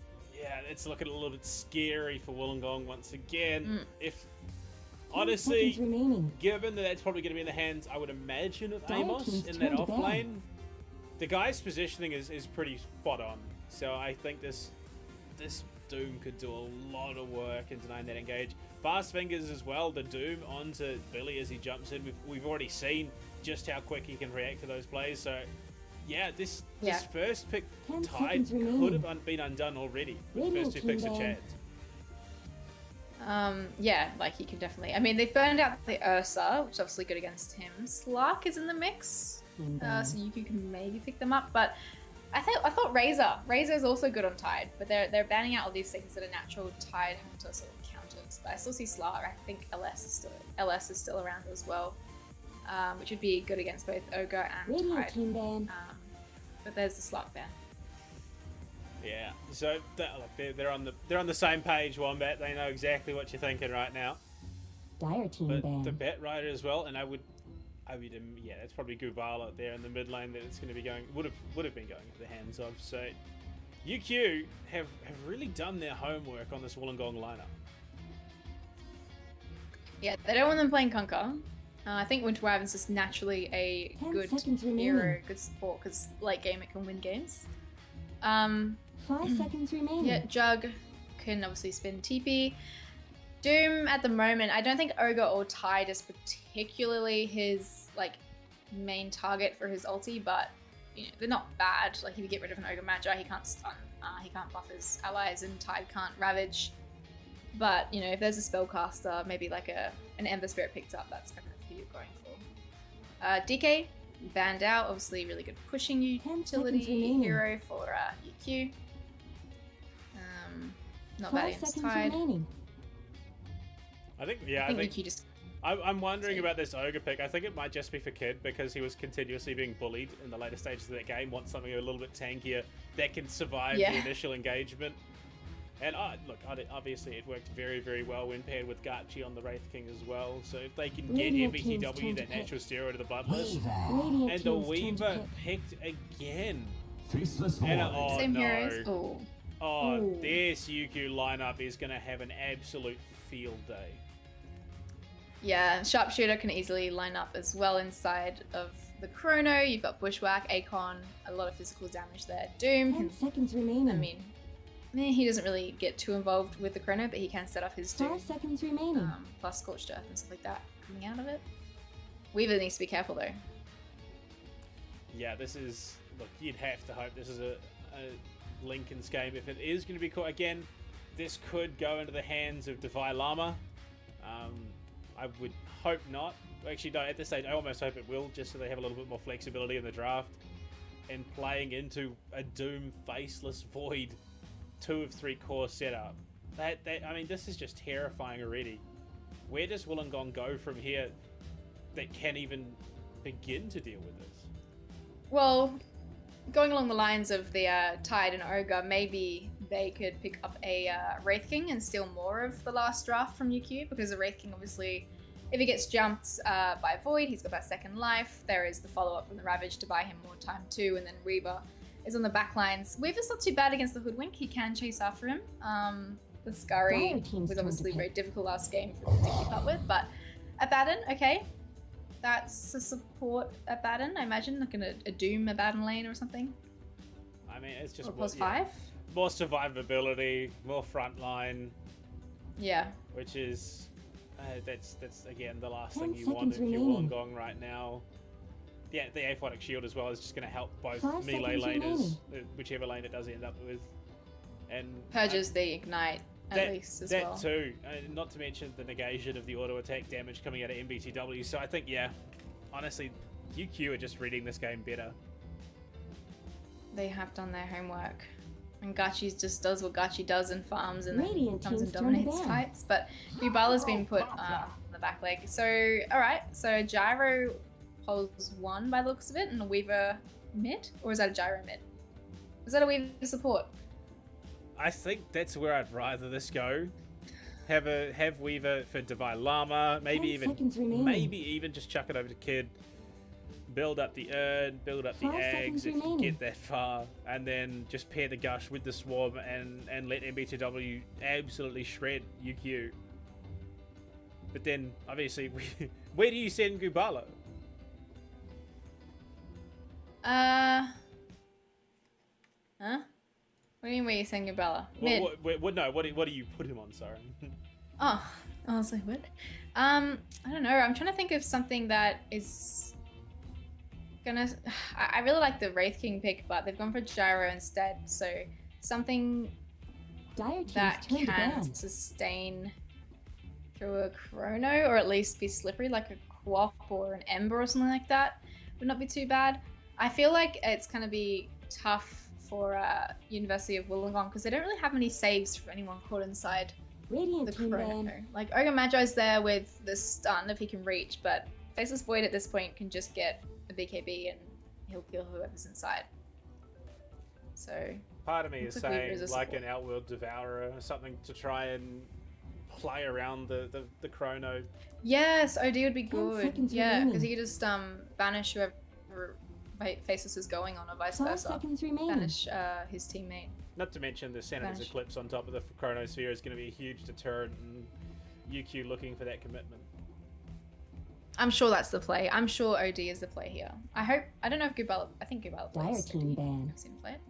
They've banned out the Faceless Void, which Dissimulate would have been alright. You could get a little bit of damage and you can step through the Chrono, I think, Radiant plus it's team's hard to turn to catch. pick. But I think OD. Lena Invoker ban. Dire at team's turn Wollongong. to pick. Yeah. So Mars. Or Wait, Which- so Mars mid. so Mars mid. yeah, you got 3 melee cores, which I mean, that is OD. a terrifying lineup. I mean, just the sheer amount of team fight, 10 seconds Chronosphere, remaining. Arena of Blood. You've then got to Doom on the back lines to line things up. Yeah, I honestly 5 would rate the seconds Sanity's remaining. Eclipse. You know, call down Sanity's Eclipse on top of that Arena of Blood or the Chronosphere is just going to make it that much harder for UQ to fight. Yeah, the thing is too with UQ's lineup, it's actually pretty nice. It's not all depending on that Chronosphere. You've got the Arena of Blood as well, which in itself is a really good ulti, and Chrono in itself is a really good ulti. It's not like you're depending on like this one massive team fight thing with an egg and a Chrono and a Cataclysm or something like that. It's like literally you've got a little bit of time to spread it out, plus the Doom in the back line. So I don't mind that. I think UQ University of Wollongong now need to think of something that could get out of the arena if needed, which OD doesn't do without a BKB. But he could banish himself if he's trapped inside too, to kind of buy some time. So I think OD's the play here, but what else could he pick with that Mars? Ember is still alright. Some inane part of me is thinking, what if we see a Drow or something like that? Because, I mean, no, it's not going to be a great pick, but it would synergize, and with the way Wollongong have been doing things, it would make sense. But Choose your hero. a death prof. I mean, look, it does make that Chronosphere commit a little bit hard. Okay. It is going to be a pos to Gyrocopter and MBTW picking up the DP. Yep. Well, unless we just see, I think we've seen them swap though before, have they not? I've seen, like, at least in this league, they don't always stick with their lanes. Sometimes, I mean, Ubala it might would go be safe. understandable, but from the matches that I have seen out of Wollongong, they have traditionally just stuck to their assigned roles. I mean, look, it could happen. I wouldn't be upset if it happened, and I could understand why they would do it, but I mean, DP in a safe lane, not the worst prospect. I think he matches up pretty good against Mars though, doesn't he? A Death Prophet? I mean, 'Cause you can just siphon him and push him out of lane. Gyro and DP work all right into the Mars. It's not going to be the worst lane for either of them, but I think it's more a case of shutting down the Doom. And I think DP would probably have a little bit easier of a time against Doom. You know, once that silence comes online, the siphon. But again, Dota is a wonderful game, and the University League is a tournament for weird and wonderful matches. Prepare for battle. But MBTW does have the ward, so I would imagine, it's going to be a lane swap. Yeah, it's already gearing up to be that. Yeah, cool. Alright, I'm glad to see that they're lane swapping at least. Well, as we head into the game 2 of a best of 3 lower bracket grand finals, I'll read out the lovely sponsors' details because they're the ones that. End. I've had BK tell me the other night, we'll get it started, and that'll be fine. Okay, it was fun. And knowing these guys, there is going to be a fight, so it gets a bit risky when you go for the ad reads in the middle of a combat. Yeah, I was thinking that too, but I thought we had time for short reads. That's totally fine. Soy, he's read the map. There's going to be no fights, at least. But they do have a good ward up top. A nice high cliff ward, which doesn't usually get dewarded early, even though it's kind of risky to put one up there, right? Because you need to kind of commit a whole sentry up there. It's always risky business in the game of Dota, but yeah. I don't think you'd... Yeah, I just don't think it'd be worth it at the moment for the hard commit onto it for Wollongong. This is interesting, just the full 5-man stack both sides and the sheer proximity to the mid lane tower. So it should be a 2-for-2 trade with the runes. That's exactly what it's going to be. That is exactly what it's going to be. They've got a dire ward up top on Gachi's Dunky's side. I was like, Gachi mid, what? I don't think they're going to be able to deward that, but Dunker's going to put a sentry down. Oh, he does. Oh, he's gone the wrong side. Did he see it? No, he doesn't. He's just hanging around in the river. He should now. Yeah, there we go. Amos, though, top, getting chased down. Kid has the Ignite ready again. They just need to just right-click a couple more times. A little bit of damage. Wishwhack will be there to disengage. At least Amos, though, he's only got 2 tangos left. He's going to have to ferry out some regen ASAP if he wants to stay in the lane. Oh, homing missile. It's going to be enough, I do believe. First blood, Gubala. You've just achieved first blood. Thanks and have fun. Not only that, but they're going to get a decent amount of harass with that second Ignite onto Pondo, so that is more regen that has to be burnt. But that's exactly what you want if you're Wollongong. You want Gubala to be getting fed right now. Yeah, early good lane for this Gyro. He can just hopefully stay out of the way and then help his team push forward. Soy taking a little bit of damage. He actually got his passive leveled up here instead of his aquatic shield. So, did I say aquatic? Aquatic shield. No, that was like 2 TIs ago that we got the... Actually, no, it was probably closer to 4 now that I think about it. Jeepers. That's what, first up? The what was it? The Dark Reef battle pass that we had, where you got the the underwater map. But unfortunately, Pondo's in trouble again. Yeah, he's had to pop his Fairy Fire. He's got 4 tangos and a salve, so he'll just come back to lane, but they need it. What do they do? They don't really need to build a stick Radiant's because courier has been killed. there's not that many spells Look at going that off. courier every But day, also, like, you everyone. don't even want a raindrop because the ignite just kind of chews through it, I thought. Yeah, look, there's not much It's like that you can 80 do. mana. You just got to sort of suffer Wait, did through he it. need to put a sentry there? He put a ward there. It's great vision amongst the trees. I couldn't tell you. Hondos will find it. Oh, bit of extra money for him. There we go, done. And that wood in the mid lane is finally dealt with. I think it was only in the last sort of 30 seconds that Dunker got to it. So interesting. He's now level. Yeah, I was gonna say he's doing pretty well in terms of CS. 10 for MBTW, but Dunk is sitting on 15 and similar levels, almost level 4. Who will be rotating first? I feel like Dunky will rotate to another lane first, or DP once she gets her exorcism. She'll head to the bottom lane to push that out. Yeah. I mean, interestingly enough, Devi is comfortable enough that Billy can sort of stay in the lane on his own, which you would expect a Tidehunter into an Abaddon Faceless lane. There's not a huge amount of kill potential there, so Devi can freely go stack, contest these bounties in mid runes as well, and just provide that much more. Oh, look at that. Does he get it there? Yeah, he does. He does. Nice little block there under the small camp.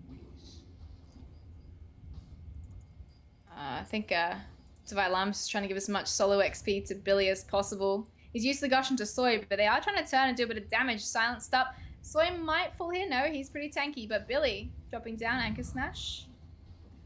It's all good. Like you said, not much kill potential, but they came close. Denied.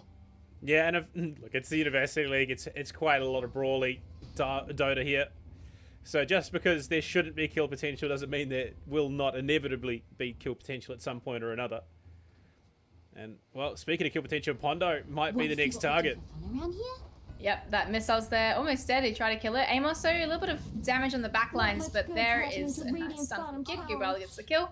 Kids. And Kid's requesting a high five. Thank you. Look, if you're not giving high fives, you're even playing Dota. Mid lane Dunker has been drained and crypt swarmed and everything. I think he's not too bad, though. He's got that water in top, and he's got Soul Ring. He's pretty tanky. He's got some a healing salve coming on the courier, but again, that's, yeah, like you said, the suck is just going to wreck him, so. just a little bit upset. Hits him with the God's Rebuke and says, get away from me, but... Go away. Yeah. Antisocial Mars, who would have thought? Who would have thought? No, actually, the high fives made me remember a good time in Dota when we had fireworks. Oh, I miss those times. Man, there was some interesting stuff they added to the game around then. I may have gone a bit ham on the high fives. To the point it cost me a couple of games. I used to do fireworks, and I think I bought 900. You get 999, as many as you could, and then we used to just fire them at mid as you come in. Nice little stun though, bushwhack connecting onto Gubrella, but the homing missiles there on Amos. He has the Scorched Earth though, and he's going to trade quite a lot of damage. Gubrella needs to be careful. Condos.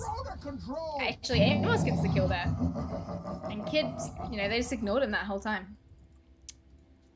Radiant's top tower is under attack. Overcommitment League, Hold on. back at it again. Again, Soy turning onto Billy, level 5 still, and they're actually doing quite a lot of damage onto Soy, but he's only got level 1 Aphotic's shield, and the fact he's level 3 is really hard too. They did kill Kid in the end, I think. Look at that. Radiant's courier just got killed. Overcommitment League. I don't know how we managed to find ourselves in this position yet again, where someone just hangs around too long and gets punished for it, and all of a sudden, that gold lead, yeah, it's only a K, but the kills are even enough, and they've gone onto some pretty key people. You look at Dunker, who now has that kill lead in the mid lane, not to mention the fact, actually no, it's only a 2 last hit difference, so MBTW at least able to recognise that hanging around, pushing the lane, and maybe using that exorcism might be worthwhile.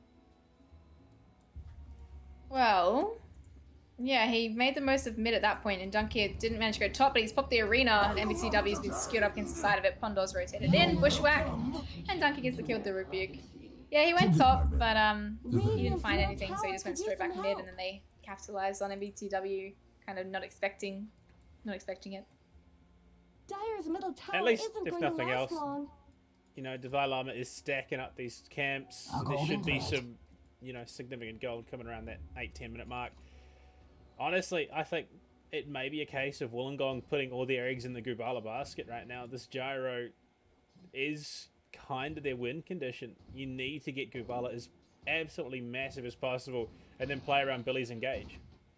He's not doing too bad. He's not doing too bad or great, but I think he's definitely got time to catch up if his team stack for him. I think there needs to be more stacks happening in the jungle. There are a couple actually. There you go. 3 stack, a 2 stack there too.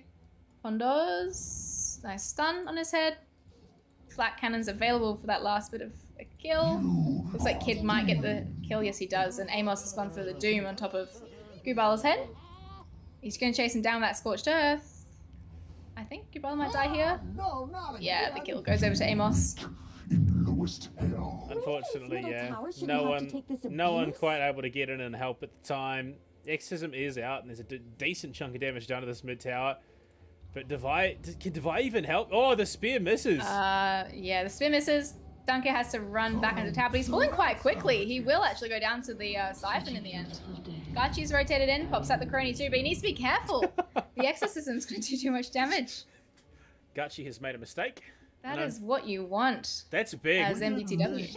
Yeah, that's not just the arena, but the Chronosphere as well. First Chronosphere committed for absolutely nothing.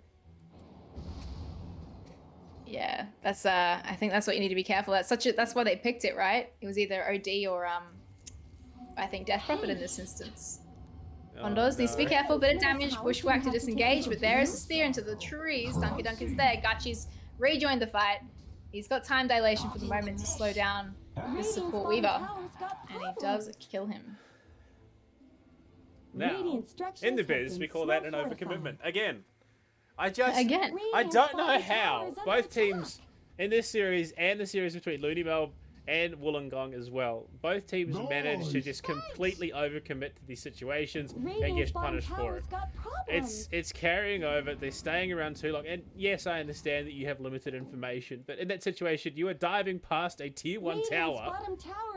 And of course you're going to get punished. The one redeeming factor for Wollongong is Billy is having a phenomenal game.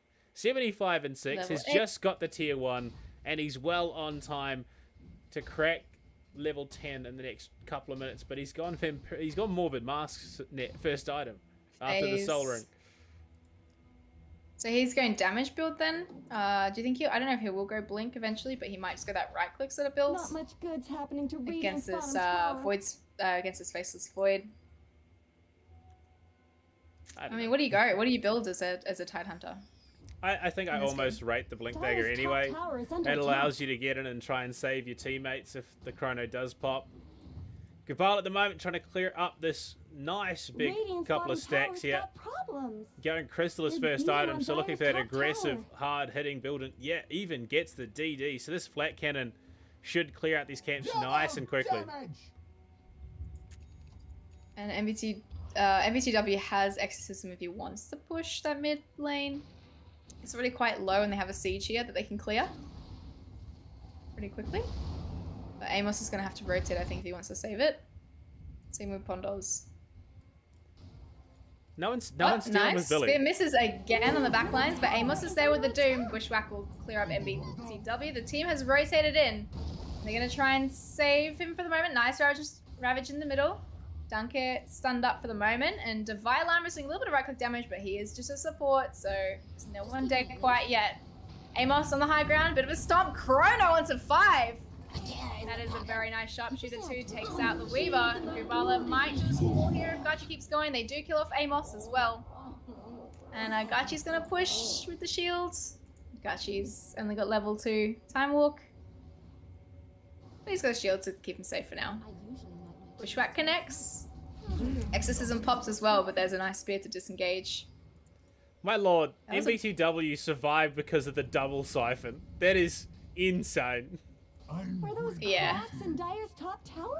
Yeah, I was expecting him to die there, but the whole team rotated. It was a good chrono, but no follow-up with the damage. The arena, I think, was on cooldown still. Radiant's middle tower could use some help. They are going to come through. Amos managed to get that stomp off a 4 into the chrono, but they're going to try and punish the die for hanging around too long. Killing spree. And they might just ABTW, though the swarm kills off Soy, and they do get a kill onto Billy in return, because he kind of was just hanging by the tower a bit too long. Yeah, the arena was down because that's how what they initially tried to get MBTW with, and then it sort of hung around too long. The double siphon came off. He got doomed, but because the double siphon was there, he was just regenning health. And then the Chrono came in, so yeah, it was just not quite the layering of abilities that you want if you're UQ right now. And as a result, I mean, you look at Kubala, yeah, he still does find himself in a bleak spot, pushed up that, can't find a kill off it, but guys just surpassed Billy the Brawler in last hits and is just continuing to farm. He's on his way to his Aegis, not his Aegis, his Agnums now. Yeah, they are sitting 2k ahead, like you said, but I think what we saw before with that Chrono and the damage, like, it's not the end of the world for UQ here. They do have the potential, but I think as the game goes on, it's going to get harder and harder versus this Death Prophet and even and Gyro. I feel like it has the better late game. The scariest thing on top of that, though, is you look at Devi. He's working towards his eggs as well, and with a time lapse on top of either MBTW and Gubala, you get to commit all of that Chronosphere, Arena of Blood, and a Doom or something like that into a time lapse. I mean, it's going to feel futile. It is going to get really hard, hey. And Billy's doing such a good job here. He's pushing in this top lane. The Radiant unable to go through, and Bondos might be dead here if they do keep chasing. I don't think they need to commit the Ravage. He's fine for the moment. Oh, Gachi is in. They've managed to hold him up, and there's a time lapse on Devi. He hit the sharpshooter, but he got out of there. I was saying they have really good stacks in the dire jungle for the moment for Kubala to come through, and Billy's just kind of pressuring that top tower. He's not giving UQ the chance to actually go through and clear them. So I feel like Wollongong's playing better so far. MBTW also has that Arcane in pocket and is about to crack level 12 here. I think that's when things... That's when they go for the hard commit, push, clear out this mid lane, and potentially even look for a second bit of smoke out of 3. They are on the hunt, knowing full well that Gubala has just been playing around the jungle. If they can get the blink reveal as well. Yes. Blink reveal. I think he might have seen them low ground. They do get it though. Nice stun. In the meantime, sharpshooter there, but he managed to get a cooldown before the Doom went off. Doom, however, does manage to go off, and Lamo doesn't get the deny. Top lane, Ravage. Oh, Gachi almost died. He still might. And Billy's chasing. Oh no, never mind. Soy's there. Shield was there to block. Oh, Billy does so much damage. He's got a claymore already. Where did Radiant's middle tower go? Yeah, look, this is a satanic first. Yeah, look, let's be honest. First full item, Tide Hunter. So Billy is obviously feeling quite comfortable. Oh no, MBTW is going in. Silenced, Swarm, and the Siphon suck too, but there's a shield to disengage. Soy's gonna pop his borrowed time. I think he will fall here, and Pondos might fall as well, but Gachi can't go in while the exorcism's up. Soy still alive? Soy dead. Hello, this is Gabe Newell. Thanks for playing Gachi Dota can't 2. chrono while the exorcism's up. Radiant have I don't even know if Gachi can chrono while the exorcism's down. Like at this stage, there's just a lot to try and deny. Yep, I think it's a free tower right now for has looked better. UOW. They're gonna come through and go for the chrono anyway. Ogre walks straight into it. Rotation from Amos with a bit of a scorched earth stun to follow up. MBTW might just fall here. Nice spear, but there's the Yules to save her for the moment. Stuck inside the arena. MBTW falls. 5 kill streak over. But Billy's just going ham on Tagachi right now. He's had to time lapse out. Divine Llama's after him. The tower falls as well, but the Bushwhacker's there for the save. Great stun to follow up. Ooh, Billy falls, Kid falls as well, and they might manage to find a third. No mana. And Divide falls. Wow. That was what they needed to stay in the game, UQ here. So once again, Wollongong once again, tell me. managed to overcommit. And they get absolutely... I mean, look. You get... Do they even get the tower? They're beating on was it yeah, they got the tower. Okay, The tower fell down halfway through. It fell to creeps, though. So then... Yeah. I mean... literally the furthest thing from worth it you could imagine, especially given they just lose their own tier 1 at the top. Like, that is just a massive misplay. Yeah, hanging around too long. I like Gachi's guts though. He wanted to go for the chrono, and his team followed up as well. I think the real MVP in that fight was Amos.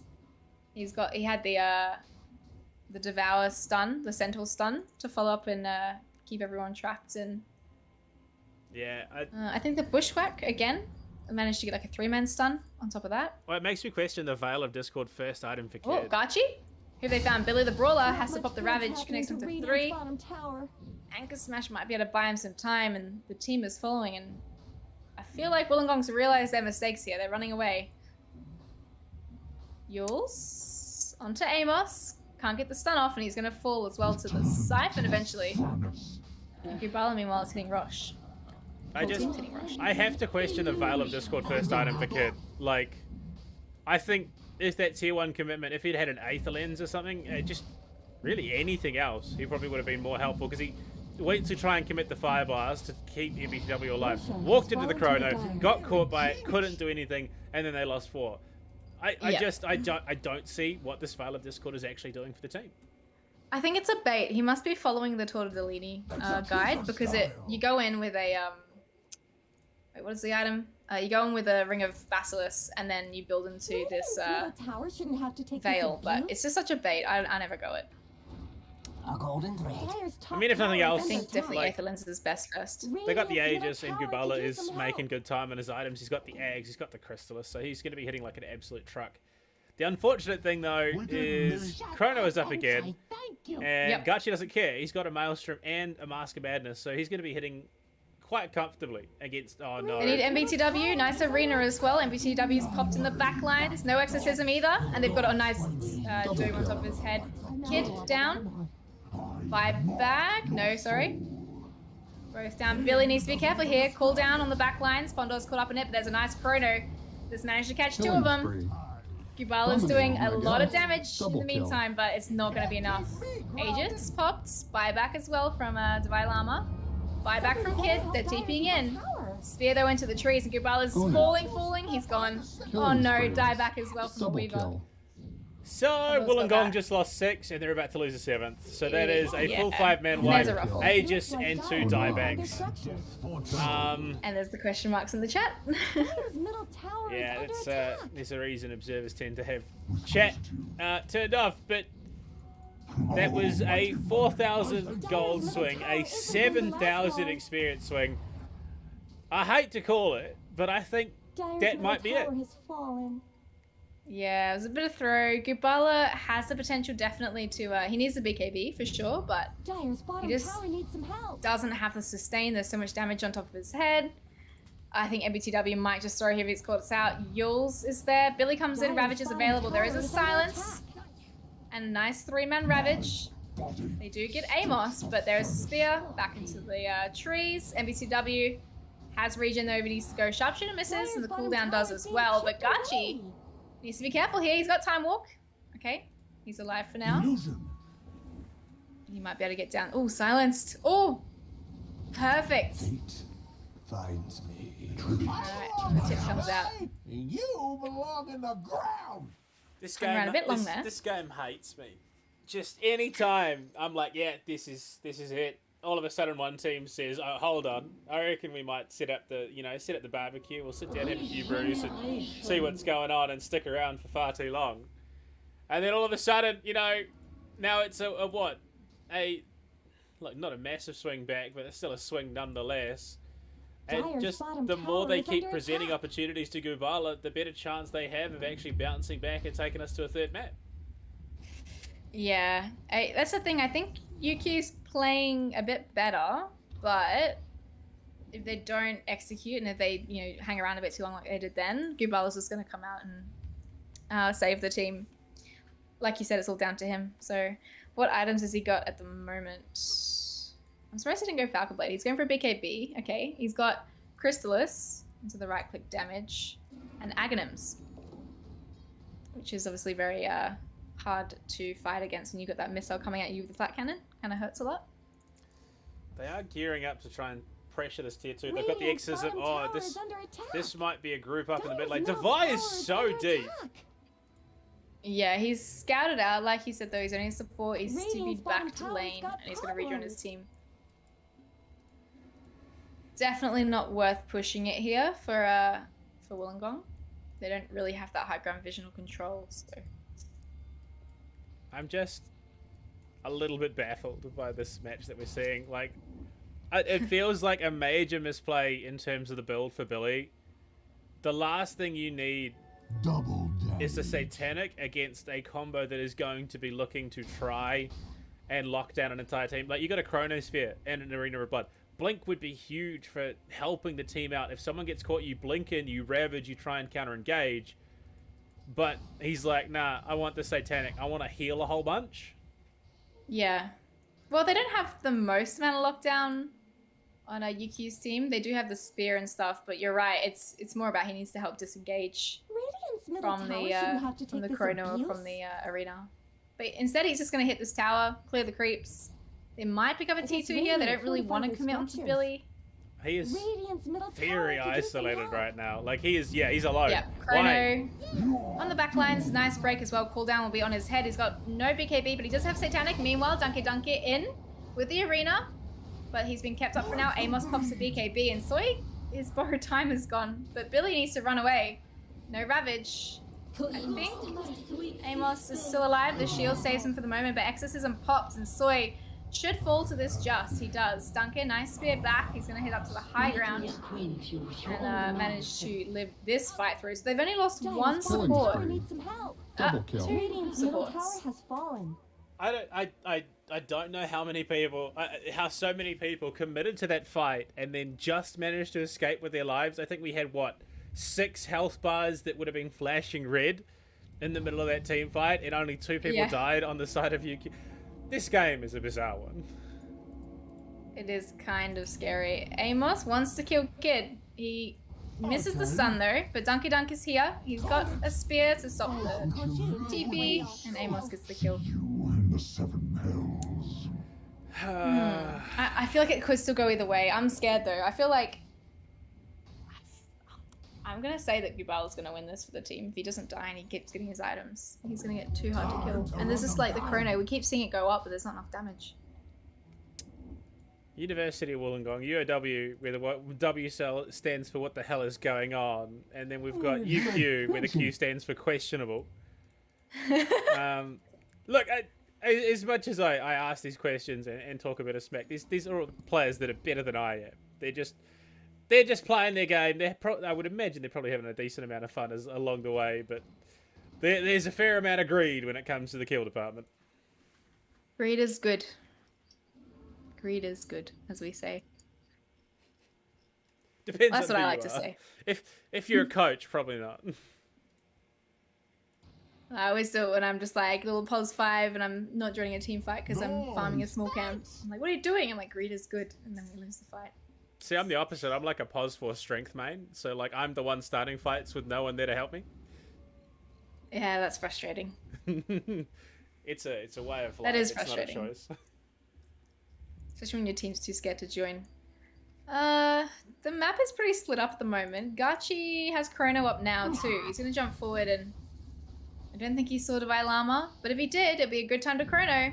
Oh, he's found out Gubala. He's going to manage a BKB as well. BKB on Gubala, but it's a little bit too late. He's caught inside that Chrono. A lot of damage on top of his head for the moment. I think it might not be enough. He's still alive.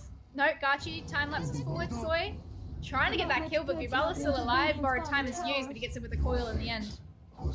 Oh gosh, that's so much to commit just on top of him, but I think it's worth it. Radiant's bottom tower. You got the BKB charge as well for buddy. Divide, buddy. What are you doing? I don't know how he hasn't been punished for that. Billy's muted.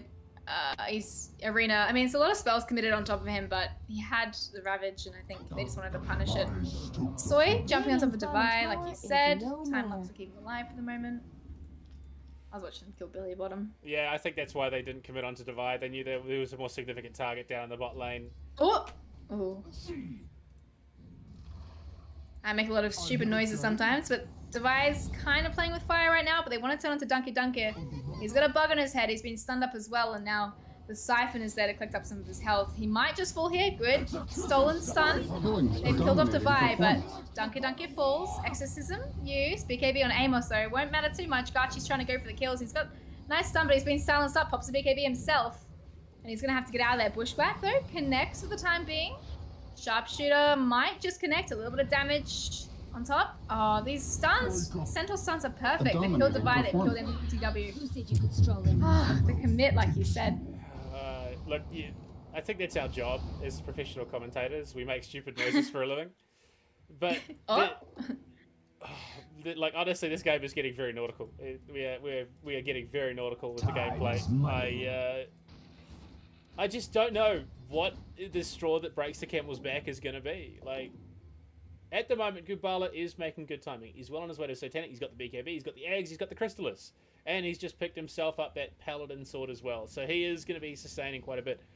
But none of that matters if Garchi gets off a good Chronosphere and there is nothing to keep Gubala alive. And that has been the problem throughout this. There's the Weaver Aghanims, at least, I think. I don't know if you can cast on your teammate if he... BKB. But yeah, Weaver Aghanims, and he's also going for that Solar Crest too. So they're trying to go for the sustain through the Chrono as long as Llama can stay out of it.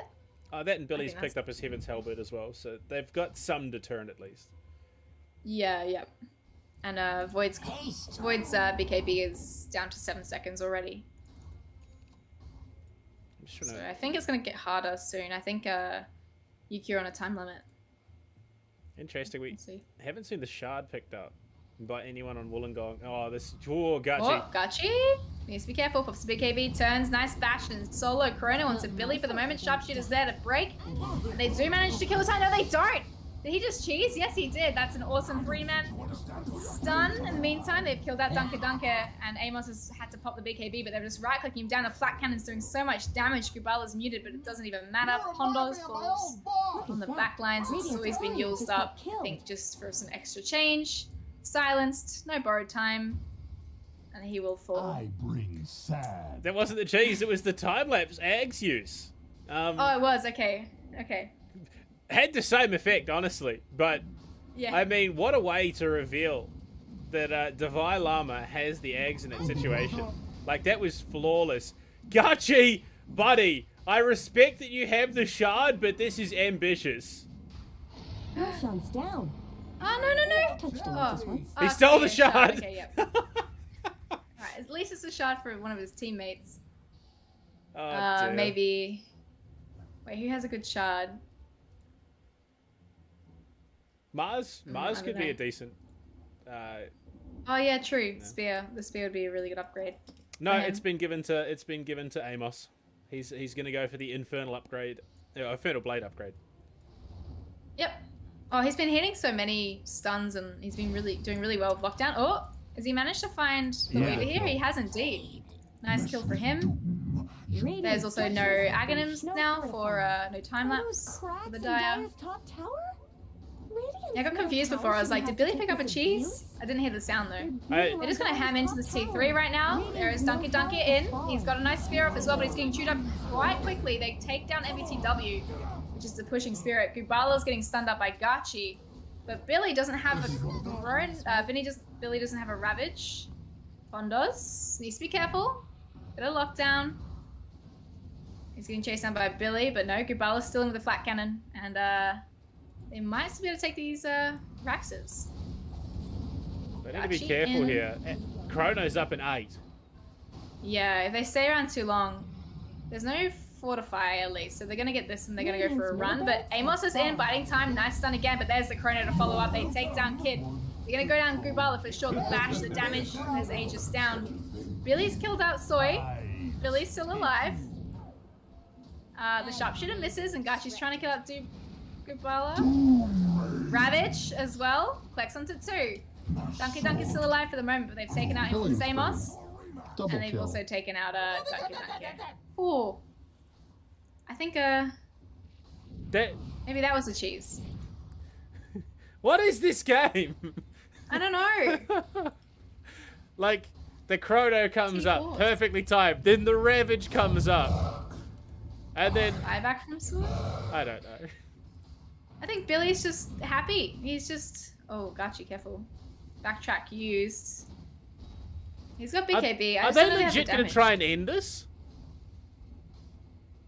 Well, Gubala and Billy are trying to end this game. I think they can. They're just going to take both these mid towers for free. There's the break cooldown as Billy well. has the shard. He's just smacking away with Anchor Smash. Like, how do they end the game off of that? I'm so confused. Dominating, I Hondo's guess. dead. Gachi trying, but Billy's just hitting the fountain. Gachi BKB. He's gonna try and kill Gubala, but Gubala has Satanic, and he's just hitting and getting flat cannon, so he's dead. Unstoppable. More than Triple 2 kill. kills, but less than 4 kills. GG. What? That was such a If you were bizarre, a millennial, I'd say bizarre series of events. But it is a win for Wollongong and a rampage for Gubala to close it out. This reminds me of the Steam Summer Sale. Man, I I'm think so Billy played confused. so well there. Hey, that was a fun game to watch, but it's definitely a bit of a weird game there. I think the fact that Billy went that damage and just didn't give a damn about blink or disengage. He was just like gonna play his own game there essentially. He did so well in that bot lane. He got amazing farm, and then he just kind of frontlined with his team. I'm blown away. That was insanity, and Gubala just holds the course, does his job, and Billy, just in the front line, like did not give a damn, could not care less about what was He's got going the shard, on. like you said. The shard, he had the Satanic, like, oh cool, my Ravage is up, we'll turn it around, let's go. Honestly, just Wollongong, just having the sheer force of will, like that was just, I don't know whether it was stubbornness or confidence, but either way, they've picked up a win, they're going to a decider here. That is just bold-faced audacity. Yeah, I was just looking at the graph, and it's just a bit of a roller coaster, up and down, and it's pretty high. It's in the favor of UQ, and then it just plummets, and UOW take out the win. So, I mean, that was a really good second game. It is a best of 3 though, so it's not the end. A 1-1 so far. Who I feel like either team could win this next game. Honestly, yeah, off the back of something like that, I would not be surprised in the slightest. But we are going to have to go to another break. We do have another break before we get into our final match of the evening, so make sure you get yourselves ready to go, hydrated, and we'll see you back soon.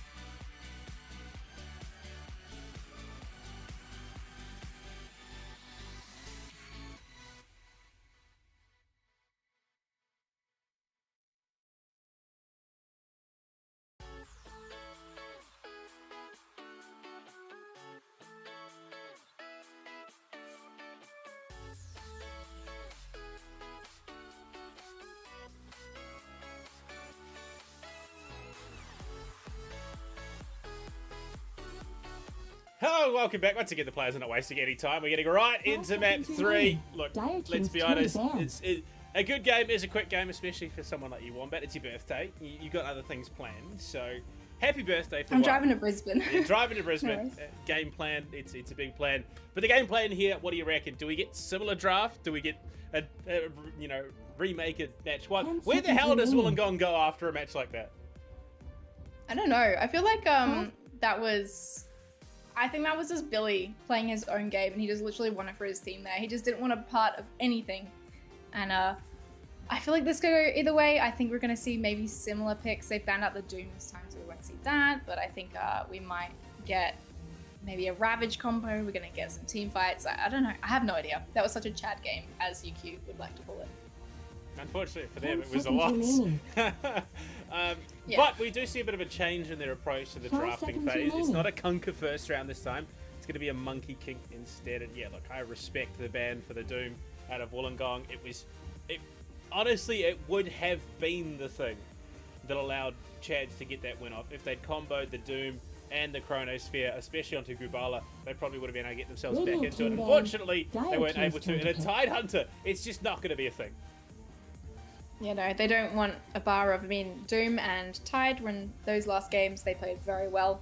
And I think, who played Doom again? Just remind me. Amos, yeah. The amount of stuns and stuff that he got off into the enemy team, he almost won them the game single-handedly. Unfortunately, Billy just kind of kept fighting. But yeah, we see some really good bans here, Tiny and MK, classic bans, but it leaves still quite a lot in the pool, and we've seen a lot of different heroes pop up the last 2 series. Radiant team's turn to definitely pick. keen to Radiant see. team. Ogre is someone that we've seen. the It's last couple Ogre series. Diff here that seems to be the case, and Chads are the ones to steal away the Kunka for themselves. They bring the Hoodwink in again, and I would have to imagine that's going to be Dunker bringing the Kunka. And honestly, he's such a great hero at the moment. The amount of setup, the amount of lockdown, the sheer amount of damage that he brings to the table is a real concern. 10 seconds. Yeah, I think, well, the fact that he's been first picked as well, it denies it from Gubala at least, but it also leaves UOW a lot of chance to think about some counters. I think Puck's not too bad in the mid lane. I think, how does Tia go? I don't know if anyone really plays her though mid these days. I don't know. What are they going to do with the Conquer? I would imagine it's probably going to be mid. They could play Dire it in team's that turn to sort of ban. support position, even offlane, but a Razor pick for Mark as well is going to be pretty big, I would imagine. Yeah, if it is a Conquer mid, you just leech onto him as a Razor and hopefully take away all of his damage. He can X-Marks you though, which Radiant makes it team's hard for you turn to to chase. But it's not a bad pick. Would that be a Razor mid? I would, at the moment, I would lean more towards it being a Mark pick on MBTW, obviously, in that POS 1. Although we'd say that he did play POS 2 last game, so I could be wrong, again, in that aspect. But I'm leaning more towards the POS 1 position for 10 the seconds Razor, remaining. especially paired with an Ogre. Yeah, if you get a decent static Dire team link ban. off, someone is going to have a bad game. Radiant team Yeah, ban. someone is. I think Kid shouldn't. Playing the Ogre, we saw it the first game he got Dire picked team's from his turn to line, ban. but the second game he had a little bit more health and he was able to stay alive, so he Radiant was pretty team's happy turn to that ban. last game. They got the win as Radiant well. team's turn to They pick. banned off the Void, so we're not going to see a Faceless Void. Dire No team's Morphling, turn to pick. which is good to see. Ursa, Jug gone. Obviously, Jug's spin, he can get away. Death Prophet in response. We are to just University of repeatedly Wollongong. seeing trades of picks throughout this series. Yeah, they see what was strong and they kind of just want to couple with that. I think DP with the Kunkka, the push is pretty good. You've got 10 seconds Boat Buff remaining. too. She's going to be kind of hard to kill, especially once she 5 gets seconds remaining. a few items behind her back. But I don't know. I don't know how DP matches up against Razor. What does that look like?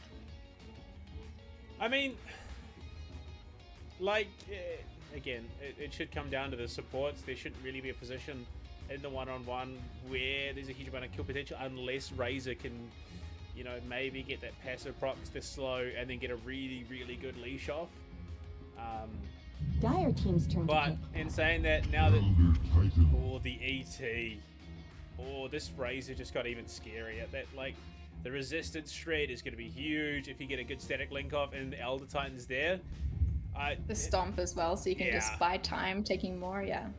This is gearing 10 up to be seconds remaining. a very comfortable match for Radiant Wollongong. team's turn to pick. And the Dark Seer as well. Like, not only is this a scary lineup already with the amount of stick, the amount of damage, but yeah, like you could just chase people down as you would want with that surge. So is that an Elder Titan 10 seconds support then? remaining. Elder 4, Darkseer 3? I would imagine so, 5 and then yeah, seconds Ogre remaining. as a Dire 5. team's turn to ban. So they're looking to hold Gubala in that last pick position. Interesting. So, The yeah, so I was Jakiro. going to say it looks like a Jakiro support with the pos 1. They're going to go for a pos 1 pick last and Kunker's mid and DP off. 10 Or would you seconds say DP remaining. mid and Kunker off? Radiant team's turn to ban. Honestly, at that Amos on the stage, Kunker or I think Dunker? I think you would send DP offline because the last thing you want is if it is a Razor Pos 1 playing into a Kunker. Like, I think Amos would probably have a rather rough time. Whereas if it's Amos on the Dire team DP, ban. at least you can contest with the Crypt Swarm. You have the Siphon for a bit of extra survivability. And they look, we are seeing some very prominent bans from last game. The Faceless and the Gyro banned out by Wollongong. Yeah. I'm trying to work out what they 10 can seconds pick here in remaining. response to this Razor. I feel like OD would 5 be seconds bad. remaining. Sorry, but I think they do need that pos 1. And what pos 1 can get away from Razor? Something Radiant that has team high ban. movement. Again, something like a Drow. Like the Gust Drow, would be yeah. good.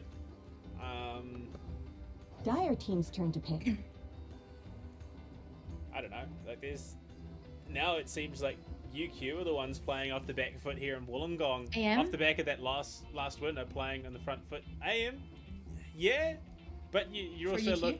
you're looking at someone to play into the Dark Seer as well. So you want something that 10 can seconds clear remaining. those ion shells quite quickly. Yeah, 5 seconds you're right. remaining. I'm trying to work out what would be good. Maybe like, I don't know if CK is still in the meta. Something that could kind of just frontline and chew up heroes as they go, but Elder Titan just looks so scary. And there's no morph in the mix, so they obviously banned morph off for this reason. They knew that they were going to go this draft, I think, I almost with feel the like Razor. a Weaver wouldn't be too bad for UQ in that pos 1 position. Like, you've got an insane amount of mobility, so you don't have to worry too much about the leash. You can, time lapse, you can get around, you do a decent amount of damage, and you're not having to worry about being in the Iron Shell range. Yep. Yeah, I don't mind that. I was thinking, yeah, Weaver is good. He's high mobility. He's not like a Drow who just stands still and hits, because Elder Titan can deal with that pretty easily with the Astral projection. Even Sniper, you can't, like, Sniper's great to raise up, but Elder Titan's there to deal with Sniper on the back line. So what about a Slark? Would a Slark do okay?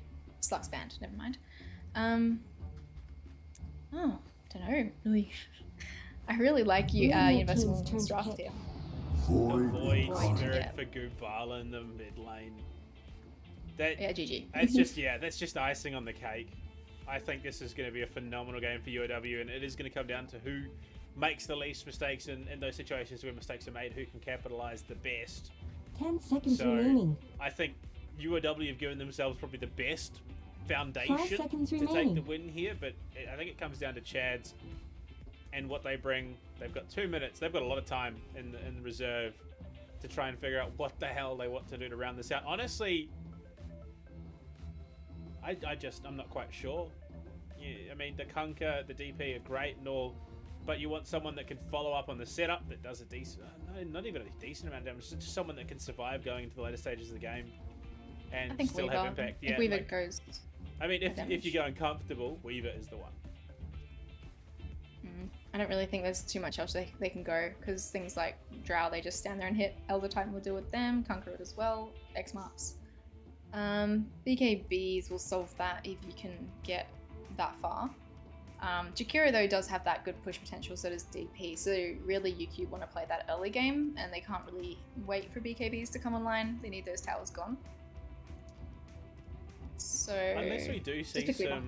some shenaniganery and we see something like DP pos 1, you send Conqueror and maybe pick up like a DK or something, so DK middle off lane and then Conquer and obviously interchangeable with that position, which would give you an incredibly solid pushing lineup. Puck could be okay, because it can disengage quite well, it can dodge Elder Titan stuns, and it can also coil Void Spirit.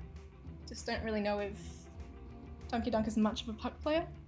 Yeah, it really depends on how much you want this POS 1 to just be comfortable again. Like, do you send a DP down there?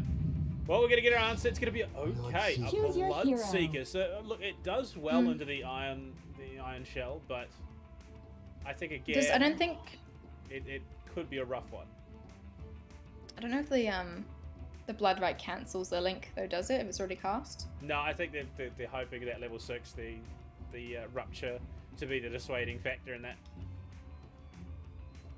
Yeah, well, you can't chase if you're ruptured for sure. Yeah, I mean, it's not the worst you can. pick. Gashi just needs to farm. As most heralds would tell you, but it's not a good idea. You can chase until you die. Yeah. That's commitment. Didn't they change it to you'd live on 1 health? Wasn't that one of the patches? You'd get ruptured, but you could live on 1 health or something? I wouldn't be surprised, but I keep track of like 4 different esports at one time for my commentating, so there are those patch notes that will sometimes slip through the gap.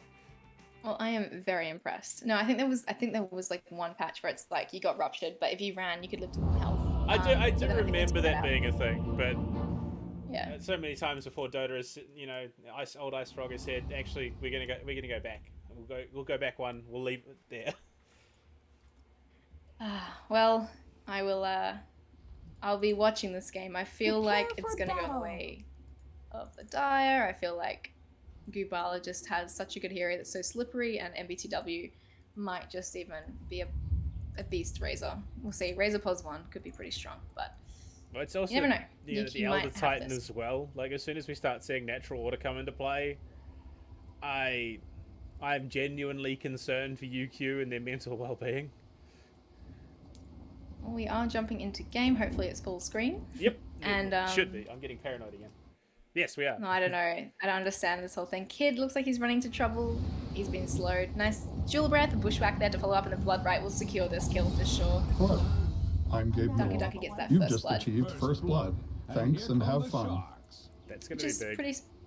pretty good going into the mid 30 lane seconds to battle. versus this Void. Well, that gets him as Bracer, and just means that things should be alright. They're not done. They're going to go for the loop between the 2 towers. Oh, Gubala. Yeah. Gubala? They saw him. I And they also have a ward on the high ground. Yeah, I don't think they quite have enough though to actually get the kill with the proximity, but are we going to see potentially a three ward take? No, okay, Let's they've been get pushed off it moving. for now. So it will just be a straight 2-2. 2 for 2. Nice attempt by UQ to wrap around there, but hey, they at least got Kid. That's pretty good for a mid Kunker. Now, and once he got Bottle first up, he'll go Bracer. I think Gubala might find it a bit hard to lane against this Kunker, but if he can like try and dodge the Tidebringers, then he'll be fine. I would imagine we're just going to see a pretty, beat down heavy lane. It's just going to be fighting across the board. Gubala will probably go down a little bit early, but he should be able to then transition back and deal just as much damage to Dunker as well. At the moment, though, we see some heavy aggression on Soy in the bot lane. We are going to see a creep cut as well. Yeah, the Iron Shell is really chewing up Soy, but like you said, the creep cut's there. No, it's not. Oh, no. Aggro? Oh, that could have been rough. Why were they not aggroing? Do they not aggro until that mid lane there? I honestly could not tell you the mechanics, but Billy, Radiant's bottom the tower thirst is shot there. Billy could be covered. dead. Yeah, he might be. Iron Shell's not going to be enough to deter them, and they're just going to go for right-click damage. Gachi gets the kill. And Devi is going to get kind of pushed down a bit by Soy here. All the creeps are doing quite a bit of damage to him, and Soy actually has... He's not got enough mana for more, but he's done quite a lot to push him out of lane. Maybe if nothing else, the Iron Shell that was on Devi is going to get Billy a little bit more farm, but still only the level 1, which is definitely unfortunate. Top though, Pondos, bit of damage. They've got the drain out onto Kid, but he's so tanky. He's got what, +7 usually, and +14 with a Tango. Just ogre things. Like, Just honestly, ogre things. honestly, he not only does he live up to the character, it's insane. Like, just don't need a brain. Just walk around, hit stuff, and use your spells. See, I don't usually I usually go to lane with like 6 mangoes and 6 tangos, and I just like hit people. Or it kind of depends on the lane, but it just feels so nice to have that +9, +10 HP. Oh, Gubala. Playing big Gubala's games in the struggling mid here. lane. I mean, this is kind of how you expect the lane to go. Conquer can be pretty overwhelming with that Tidebringer, but oh no. Ooh. Pondo's died top. MBTW has 34 static link steal. So a bit of right click damage, and Kid just kind of front lines. I mean, it's the Fire Blast Ignite Plasma Field combo. Pondo would have been so slow that he wouldn't have been able to do anything in the response. Down in the bot lane, this things to turn around again. The nice vacuum as well. Blood right there to try and disengage, but oh, it's going to be enough. Soy pops out the salve. He's going to try and go back in for a bit of damage. The thirst is only going to get more. I think Gachi's just going to go for that right click. Yes, he is. And then top. No, they're fine. Never mind. Gachi's in a prime position to run away with this lane. Like, because of the thirst, because of, you know, just how low this Wollongong team is globally, there should be no situation where Gachi isn't at least thirsted, you know, every sort of 30 seconds or so. And the fact that they can just chase down Devi the way that they are, I wonder if committing to this lane that heavily is the play. Oh. I think Dunker's just kind of... Gubala had a fountain drop for his bottle, but he's still kind of struggling in terms of last hits. 10. Conker's doubling his hit counter. And he's got Bracer, he's got bottle, and imagine he's... What's going to tee up next? I don't even know what you go here. Oh, top though, Pondos looks to be in trouble. A little bit of a stun on his head. The static link is big, but MBTW is kind of falling pretty low to Amos, who gets the kill. Fighting. It's fighting. That's all you do. Honestly, this could be UFC. Like, it's just the same energy. And, oh no. Like, at least you got the courier out. So I don't know what he picked up. I think it may have just been some regen, honestly. But well, yeah. In terms of net worth, UQ is okay ahead already. The 3 cores are definitely doing a lot better than the enemy team, but every single lane's winning at the moment. Like, yeah. There is a 700 gold lead in the mid lane. Yeah, Gubala. Actually, I didn't know Dissimulate doesn't break X marks, but I think it might have just been timed wrong. Has the pulse for the moment. Oh, nice little remnant there, but unfortunately, I think Dunker is way too tanky. Yeah, I think the Dissimulate would have worked, but I think it was just a matter of timing as to why he wasn't able to get away. Tough though, static link on Amos once again. They're going to turn. Kid's kind of falling low, but he's pretty tanky. There's the thirst, giving vision if they want to chase, but now he's got a salve. And MBTW has that stick charge. Bushwhacker connects. Akon will be up as well. Nice swarm. Good. Good job for the Radiant there. Gachi's 6 and Billy's dead. Yeah. Bye, Billy. Do they have Ice Bath? No, they don't. He could have maybe TP'd. Nah, he's got no mana now. I don't know if he had enough mana to TP then, but I feel like that's the play. But maybe he thought Soy had a Ice Bath leveled. Gachi is just streams ahead in this lane right now. 39 to 11. His count... Mark has 10 last hits. I only just noticed this. Who? So Gachi is 4 times the last hits of MBTW. Oh yes, MBTW. That's my favorite voice line. I hate to I hate to call a game this early, but if you were down to a quarter of your opponent's last hits, something is going wrong in the lane. Hondo's bushwhacks are on point. Let's get started. Yeah, no, it's gonna be hard. No, they still have a chance. They're really gonna be relying on MBTW to kind of get back in the game. Maybe it's time for Kid to go through the jungle and Gachi's on a killing spree. Rotation from Gubala, but it's not gonna be enough. So maybe it's time for Kid to try and like get some stacks going, or at least ET to go through the jungle and get those stacks going so Kid can protect. But it looks like Kid might be dead. Rotation from Gubala, the X marks is there. Damage will be as well with Swarm, and Pondos gets the kill. But don't think it matters at this point. They can just push this top lane. At this point, Gachi is wantonly harassing Devi Llama under tower. That entire kill, Devi was just under tower. and Garchi was darting in and out of aggro, and MBTW's been found as well. Oh no, he has. Pondo's scouted him out. There's the boat. There's the X-Marks, and it's just perfect Dota, really. Kill the carry. Carry is not doing very well in terms of farm. Mid is getting pushed by your off lane, sorry, your pos 1. Gibala was ruptured, that's what happened. Don't know, how do they get back into this game? Like, I don't know if they stacks can. for the- They've just got all the tools for UQ are there. They have 9 kills up, 4k gold at 7.5 minutes, and they are now threatening the tier 1 in the top lane with that exorcism. Kid is more likely than not going to die because he walked up for the ignite. Dire's top tower? yeah. Wake. You can't do that with Pondos on your team with that little cheeky squirrel in the Acons.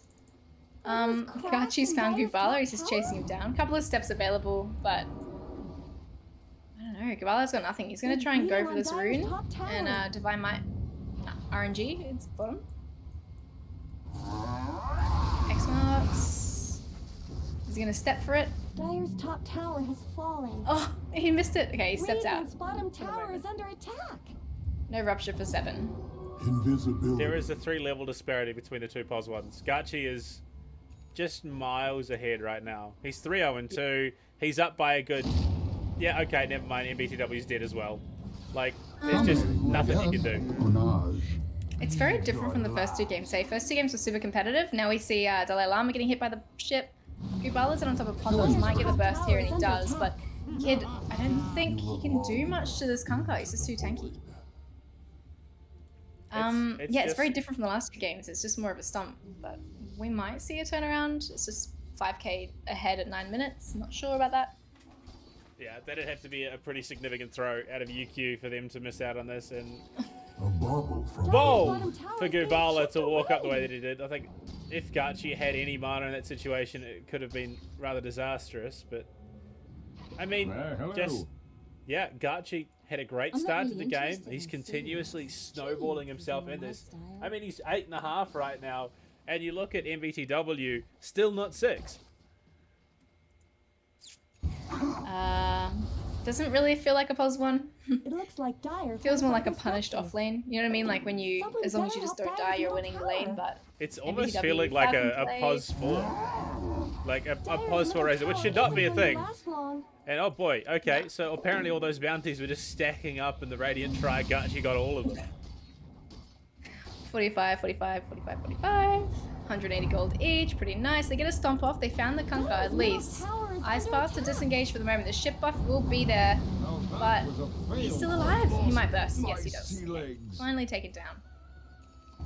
Pretty clean vacuum there from Billy to keep them, or at least keep Dunker locked down, but I don't know what you can do to get this Razor back in it. You're so far behind. The biggest thing you have is a Falcon Blade. And I mean, the easiest way you've got to farm is Plasma Field spam plus the Eye of the Storm, and there's just no stacks that he can Radiant's capitalize courier on. has been killed. twice. Gibala got the kill. In my book. He could have killed Pondos here, I feel, if he just didn't kill the courier. Anyway. What's he got now? So he's going to go for Yules, obviously get escape from the X-Marks, as well as his Dissimulate, but Amos is going to push mid. Exorcism used. Liquid Fire is only level 1 at least, but the Macapie is ready for a team fight if they want to fight. Dunky Dunk is mid too. No ship for a little bit. Stun onto Amos, but he's tanky. Especially with the Siphon there too. X marks, Ice Path. Kid should be dead. Yes, he is. Gachi though gets a nice rupture onto Gubala. DD is running out, so we can't even really fight with it, and they take a tower. Dire's middle tower just went down. Yeah, MBTW is just going to be chased down even further. Yeah, he's dead. Holy moly. Bloodright as well silenced off the ET. Gubala's at least in with some damage, but I mean, it's not going to really matter. The swarm's there. Gachi's in with Thirst. X marks as well. It's a bit of a bloodbath, not gonna lie. Gubala step in, do a little bit of damage, but the Dissimulate will buy him some time. Falls back. Billy, I forgot Billy was in this game. So did Wollongong. Yeah, it's weird because Billy had so much presence last game, and you don't feel like the Darkseer is like part of this. not really been around, but Gachi gets linked for the moment, but MBTW will be stunned. Gubala in for the similar damage. Oh, he takes down Pondos finally. But he himself has been X-marks. I don't think he's got a way of getting out of it. Nice torrent as well. Infamous Amos comes through. Has a siphon if he needs, but Gachi's just going ham. Billy the Brawler drops down. Gachi's just going to run through the trees. 1, 2, 3. Right click, swarm. Oh, he's so fast. They're unstoppable. Oh my Mega kill. I'm just gonna leave it alone now. Kid's dead. A dominating performance. I'm sure that's what Willem Dog would like as well, but I don't think that's going to happen from UQ here. Yeah, I think Soy might die if Gubala... No, not even. Soy's disengaged. Okay, he does die, but Gubala's been X-marks. And Gachi's... Ooh, okay. More than 2 kills, nice step. but less than 4 kills. Okay. You'll always be 6k ahead, 12 minutes, 13 minutes. It's still a 6k gold lead, which is... Like, Gachi is just having an absolute ball. Has the Maelstrom, finished treads, geared up the Sanjin Yasha. I mean, like, Ndunky just... He digs up a salve and he just stays in lane. Doesn't have to go home to heal. Gets dropped off a bottle. He's just, what, 6,200 gold. I don't know what he's got queued up a ring of health, but where does he go from here? Like, that's my question. You got 2.8k in the bank. BKB. He's picking now. No? Okay. Why does he need the BKB? I don't know. It looks like he's going to Hood of Defiance almost. Oh, I don't know what my interface is showing me. It shows me BKB. He's got the Hood of Defiance. And then BKB after. Interesting. I mean, I can understand it, but interesting.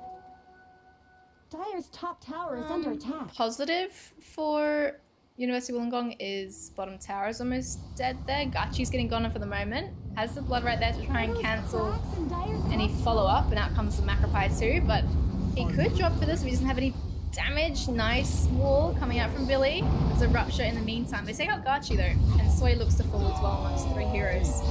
So 2 for 1. All this time though, Amos is top with the exorcism on the tier 2. True. So again, yeah, you lose 2, but it's space created. Yeah, there's no TPs except for 1 hero at the moment. Only MBTW can go top and he'll probably die. Radiant's bottom tower is no more.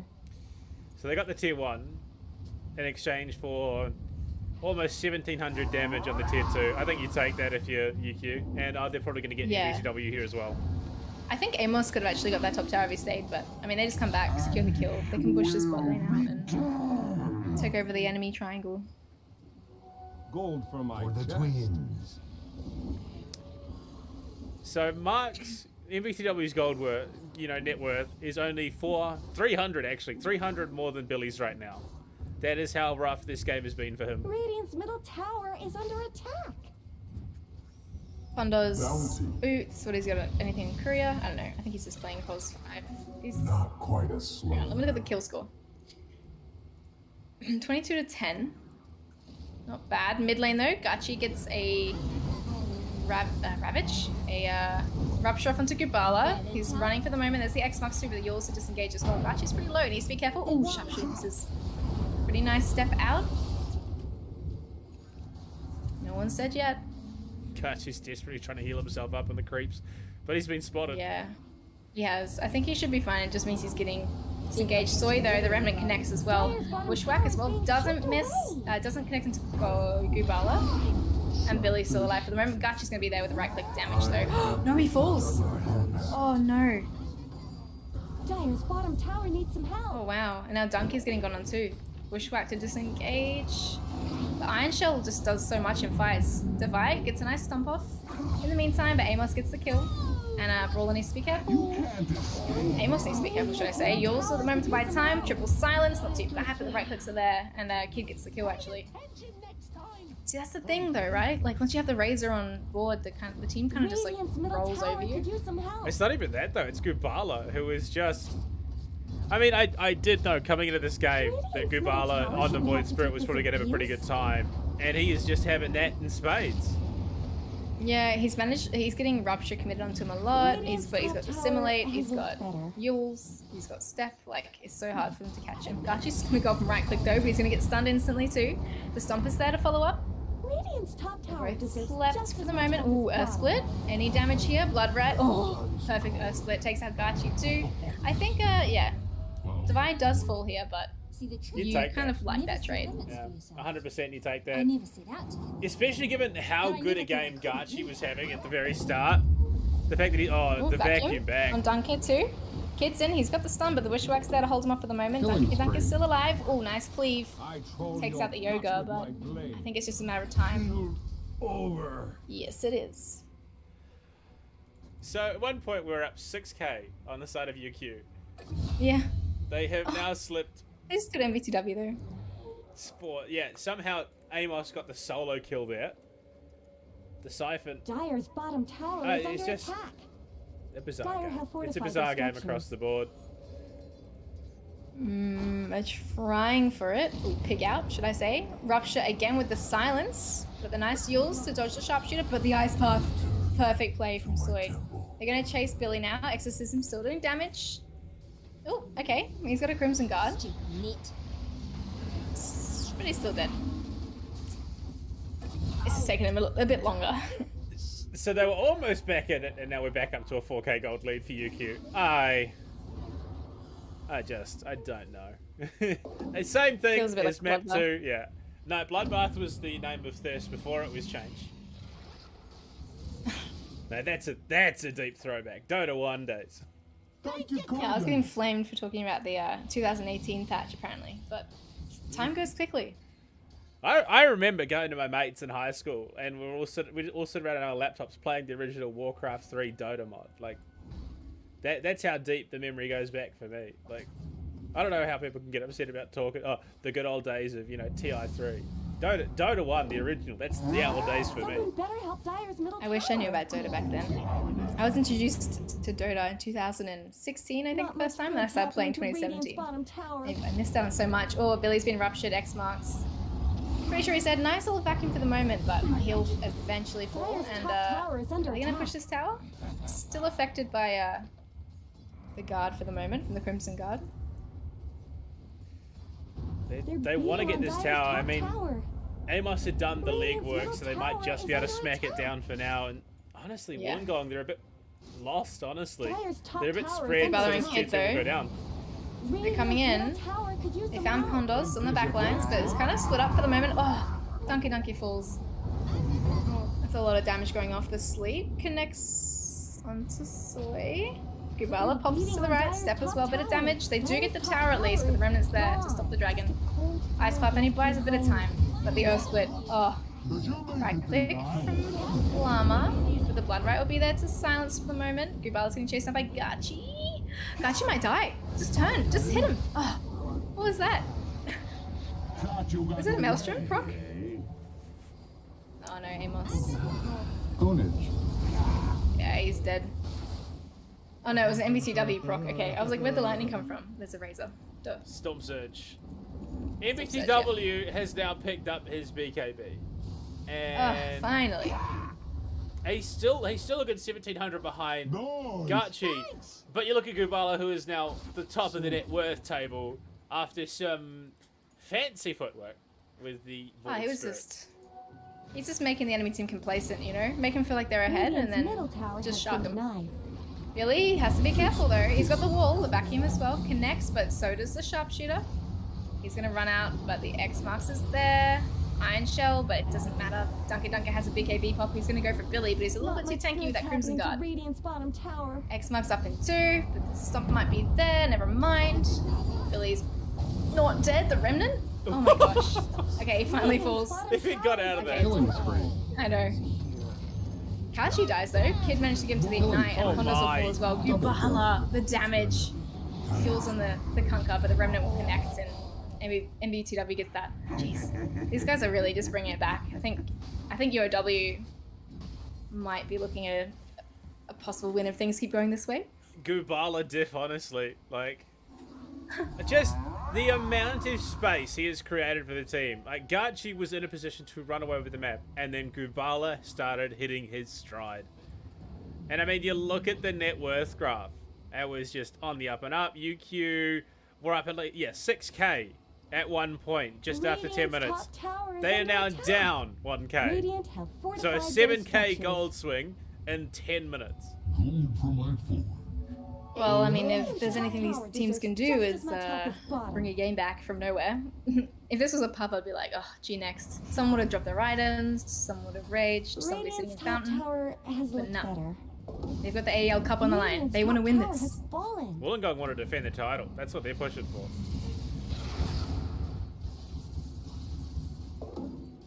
But I don't know what to make of it.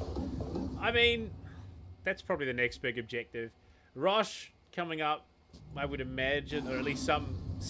There are 55 kills at the moment, Wombat, in a 23-minute game. What do you reckon it's going to get to? How long is this game going to go? Probably another 25 minutes, knowing the AEL games. But the smoke, I mean, do they just go for a Rosh? They've got the Exorcism. They've got Gachi, who does hit reasonably quickly. And the fact that the entire Dire team is down on the bot side, honestly, I would have tried to sneak a Rashan. Looks like they're going to go for a wrap instead. I think it's going to be quite hard for them to find. Because UOW are reading them out quite well. They've hit a bot, but there is a line drawn. Kid might just pop it if he stands on this high ground. They got scanned. Ah, yeah. UQ got scanned. Yeah, Llama scattered out Amos too. And MBTW's got that BKB, so he can disengage. He will pop it, but he's ruptured in the meantime. Has to be careful with the fight. They've stunned up Billy. Oh, the Earth Split takes out Amos straight up. So he's down to this team. Double kill. It's... Right. I mean, UOW just keep winning fights now. It's Gubala diff. That's it. It's Gubala. He's level 20 at the moment. He is just leaps and bounds ahead. I mean, you look at what Dunker, level 14, Amos only just 16. Even Gachi is only 15. So Gubala has a 4-level lead on the next highest player in the server. Good's happening to Radiant's bottom tower. And a 2k gold lead on top of him as well. Once he gets Axe too, he's going to be real hard to deal with again. The Resident Pulse will just be too hard for him to... Radiant's bottom tower is under attack. They won't be able to kill him, everyone's going to be silenced if they get too close to him. Man. And they're just going to take this T2 tower. In response to the top tower, it is gone, so now they've kind of evened up the map again. Rosh is available. I don't know which team takes it faster though. It would have to be UQ with the Exorcism, like, yeah. and Gachi with that Maelstrom as well. I wonder, do they have like a solar craft or something? Gachi has halted the Sanjin Yasha mid-build to complete a BKB. Gachi, yes, okay. So he's gonna go BKB. I mean, he keeps getting caught up in, like, Gubala's doing a lot of damage, the remnants as well. To sleep from Elder Titan. I'm still not sure about this kid Violet Discord first build, but I mean, this time around it seems to be working. He's going Glimmer next. Yeah, I don't know about Veil. I don't really see him use Pondo's it too much. Pondo's. Gubala's on top. Remnant Pulse is such a good setup, hey. He's still alive for the moment, able to scurry through. He's invis. Ooh, they do take out Soy though, and Pondos will fall both supports down. Gubala is currently 13-2. Yeah.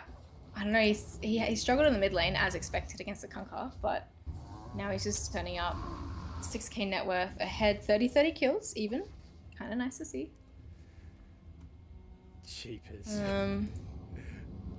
But they're gonna go for this mid push. Yep. Exorcism. Radiant's middle tower shouldn't have to take. Can't really defend for the moment, especially if they kill Gachi right now. Holy. That's one way to get your Razor back into the game, is funnel kills onto him. Tower is under attack. He didn't even... The Earth Splitter went off after he died. Where did Radiant's middle tower go? They just wanted to stop the commitment, the counter engage. Like, it's just... They've literally just funneled like 4 or 5 kills onto Mark to get him back into this.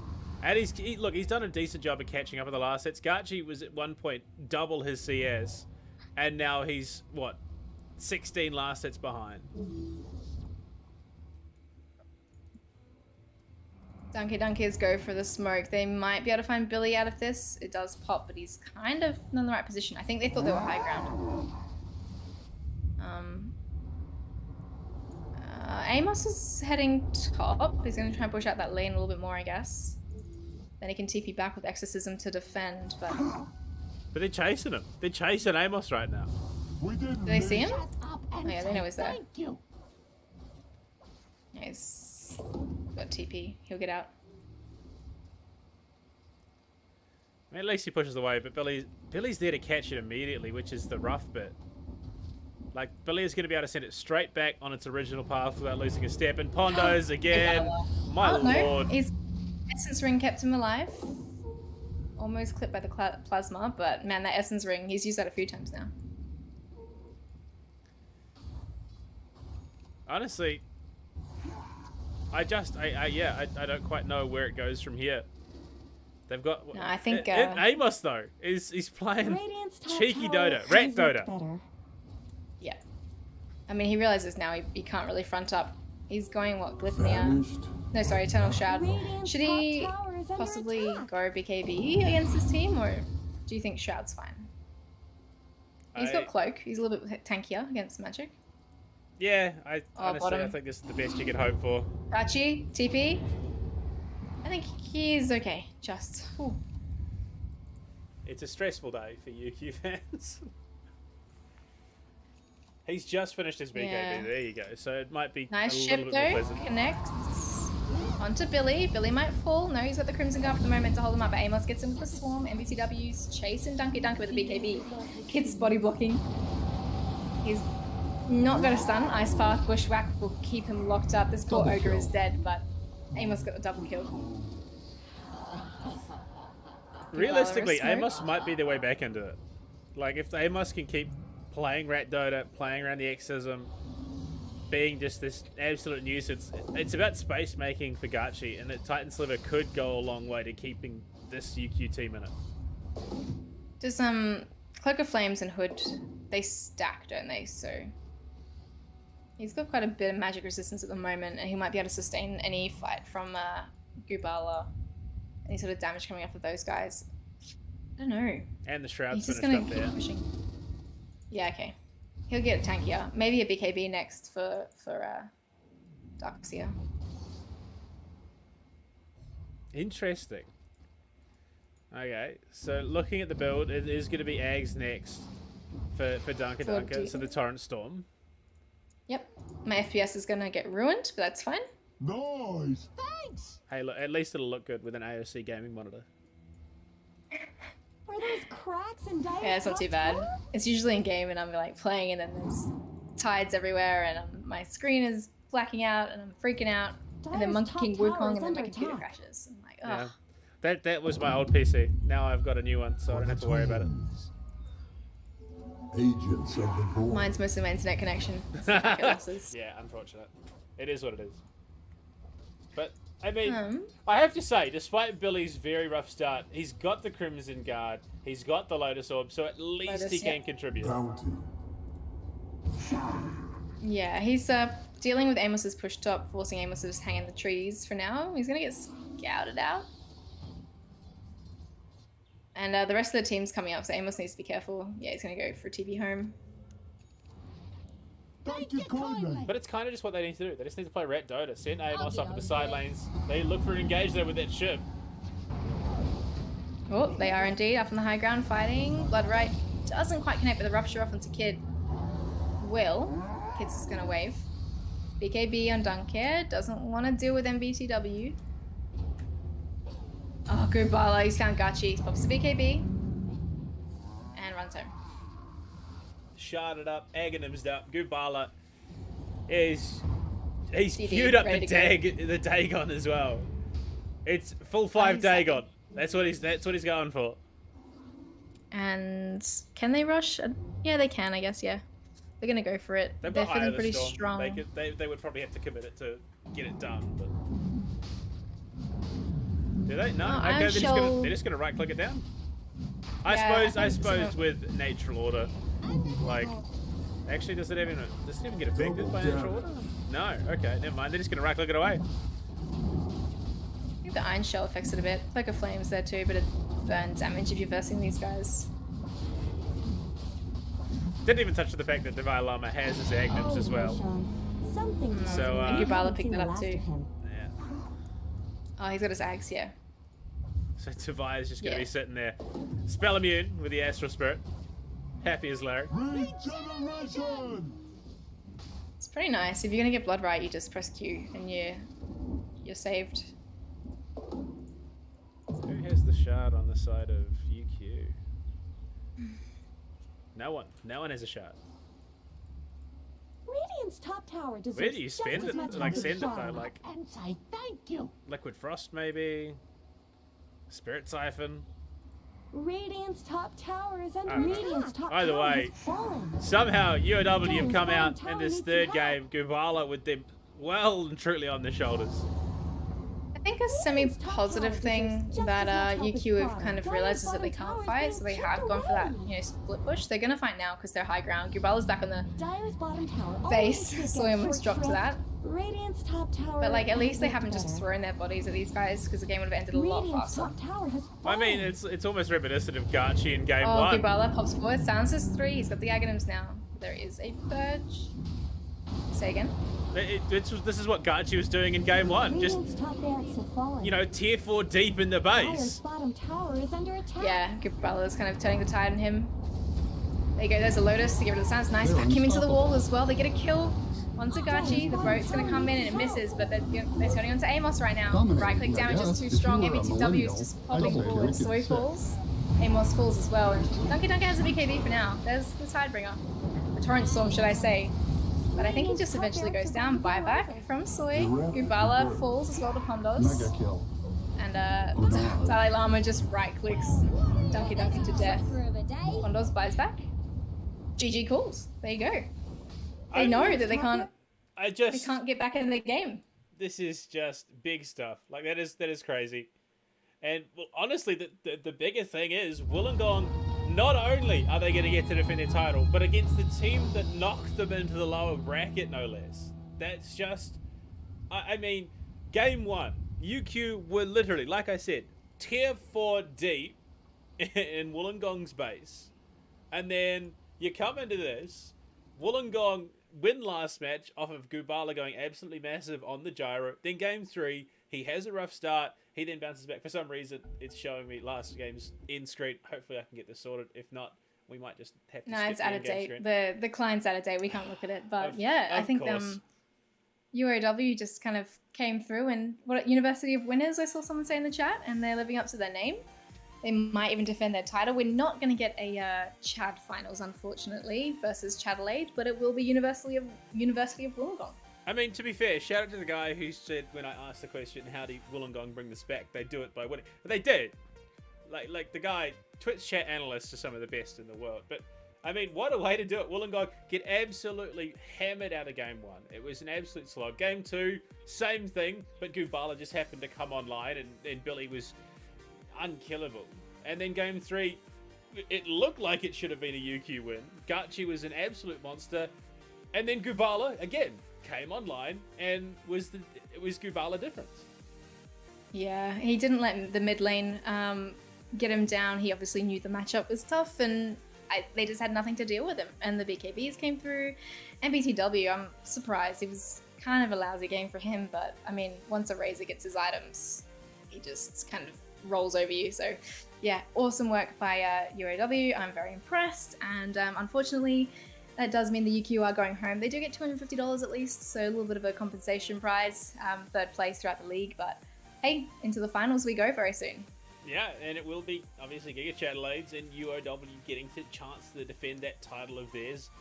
And honestly, look, what a way to book your spot in the grand final. It was just the resilience to lose map 1, go for the reverse sweep, and in a rather entertaining way as well. It was a very entertaining series of Dota to what I was going to say Siege, that's where I'm normally going, but yeah, Ooh, no. good Dota. It was indeed. I definitely enjoyed watching all 3 of those games.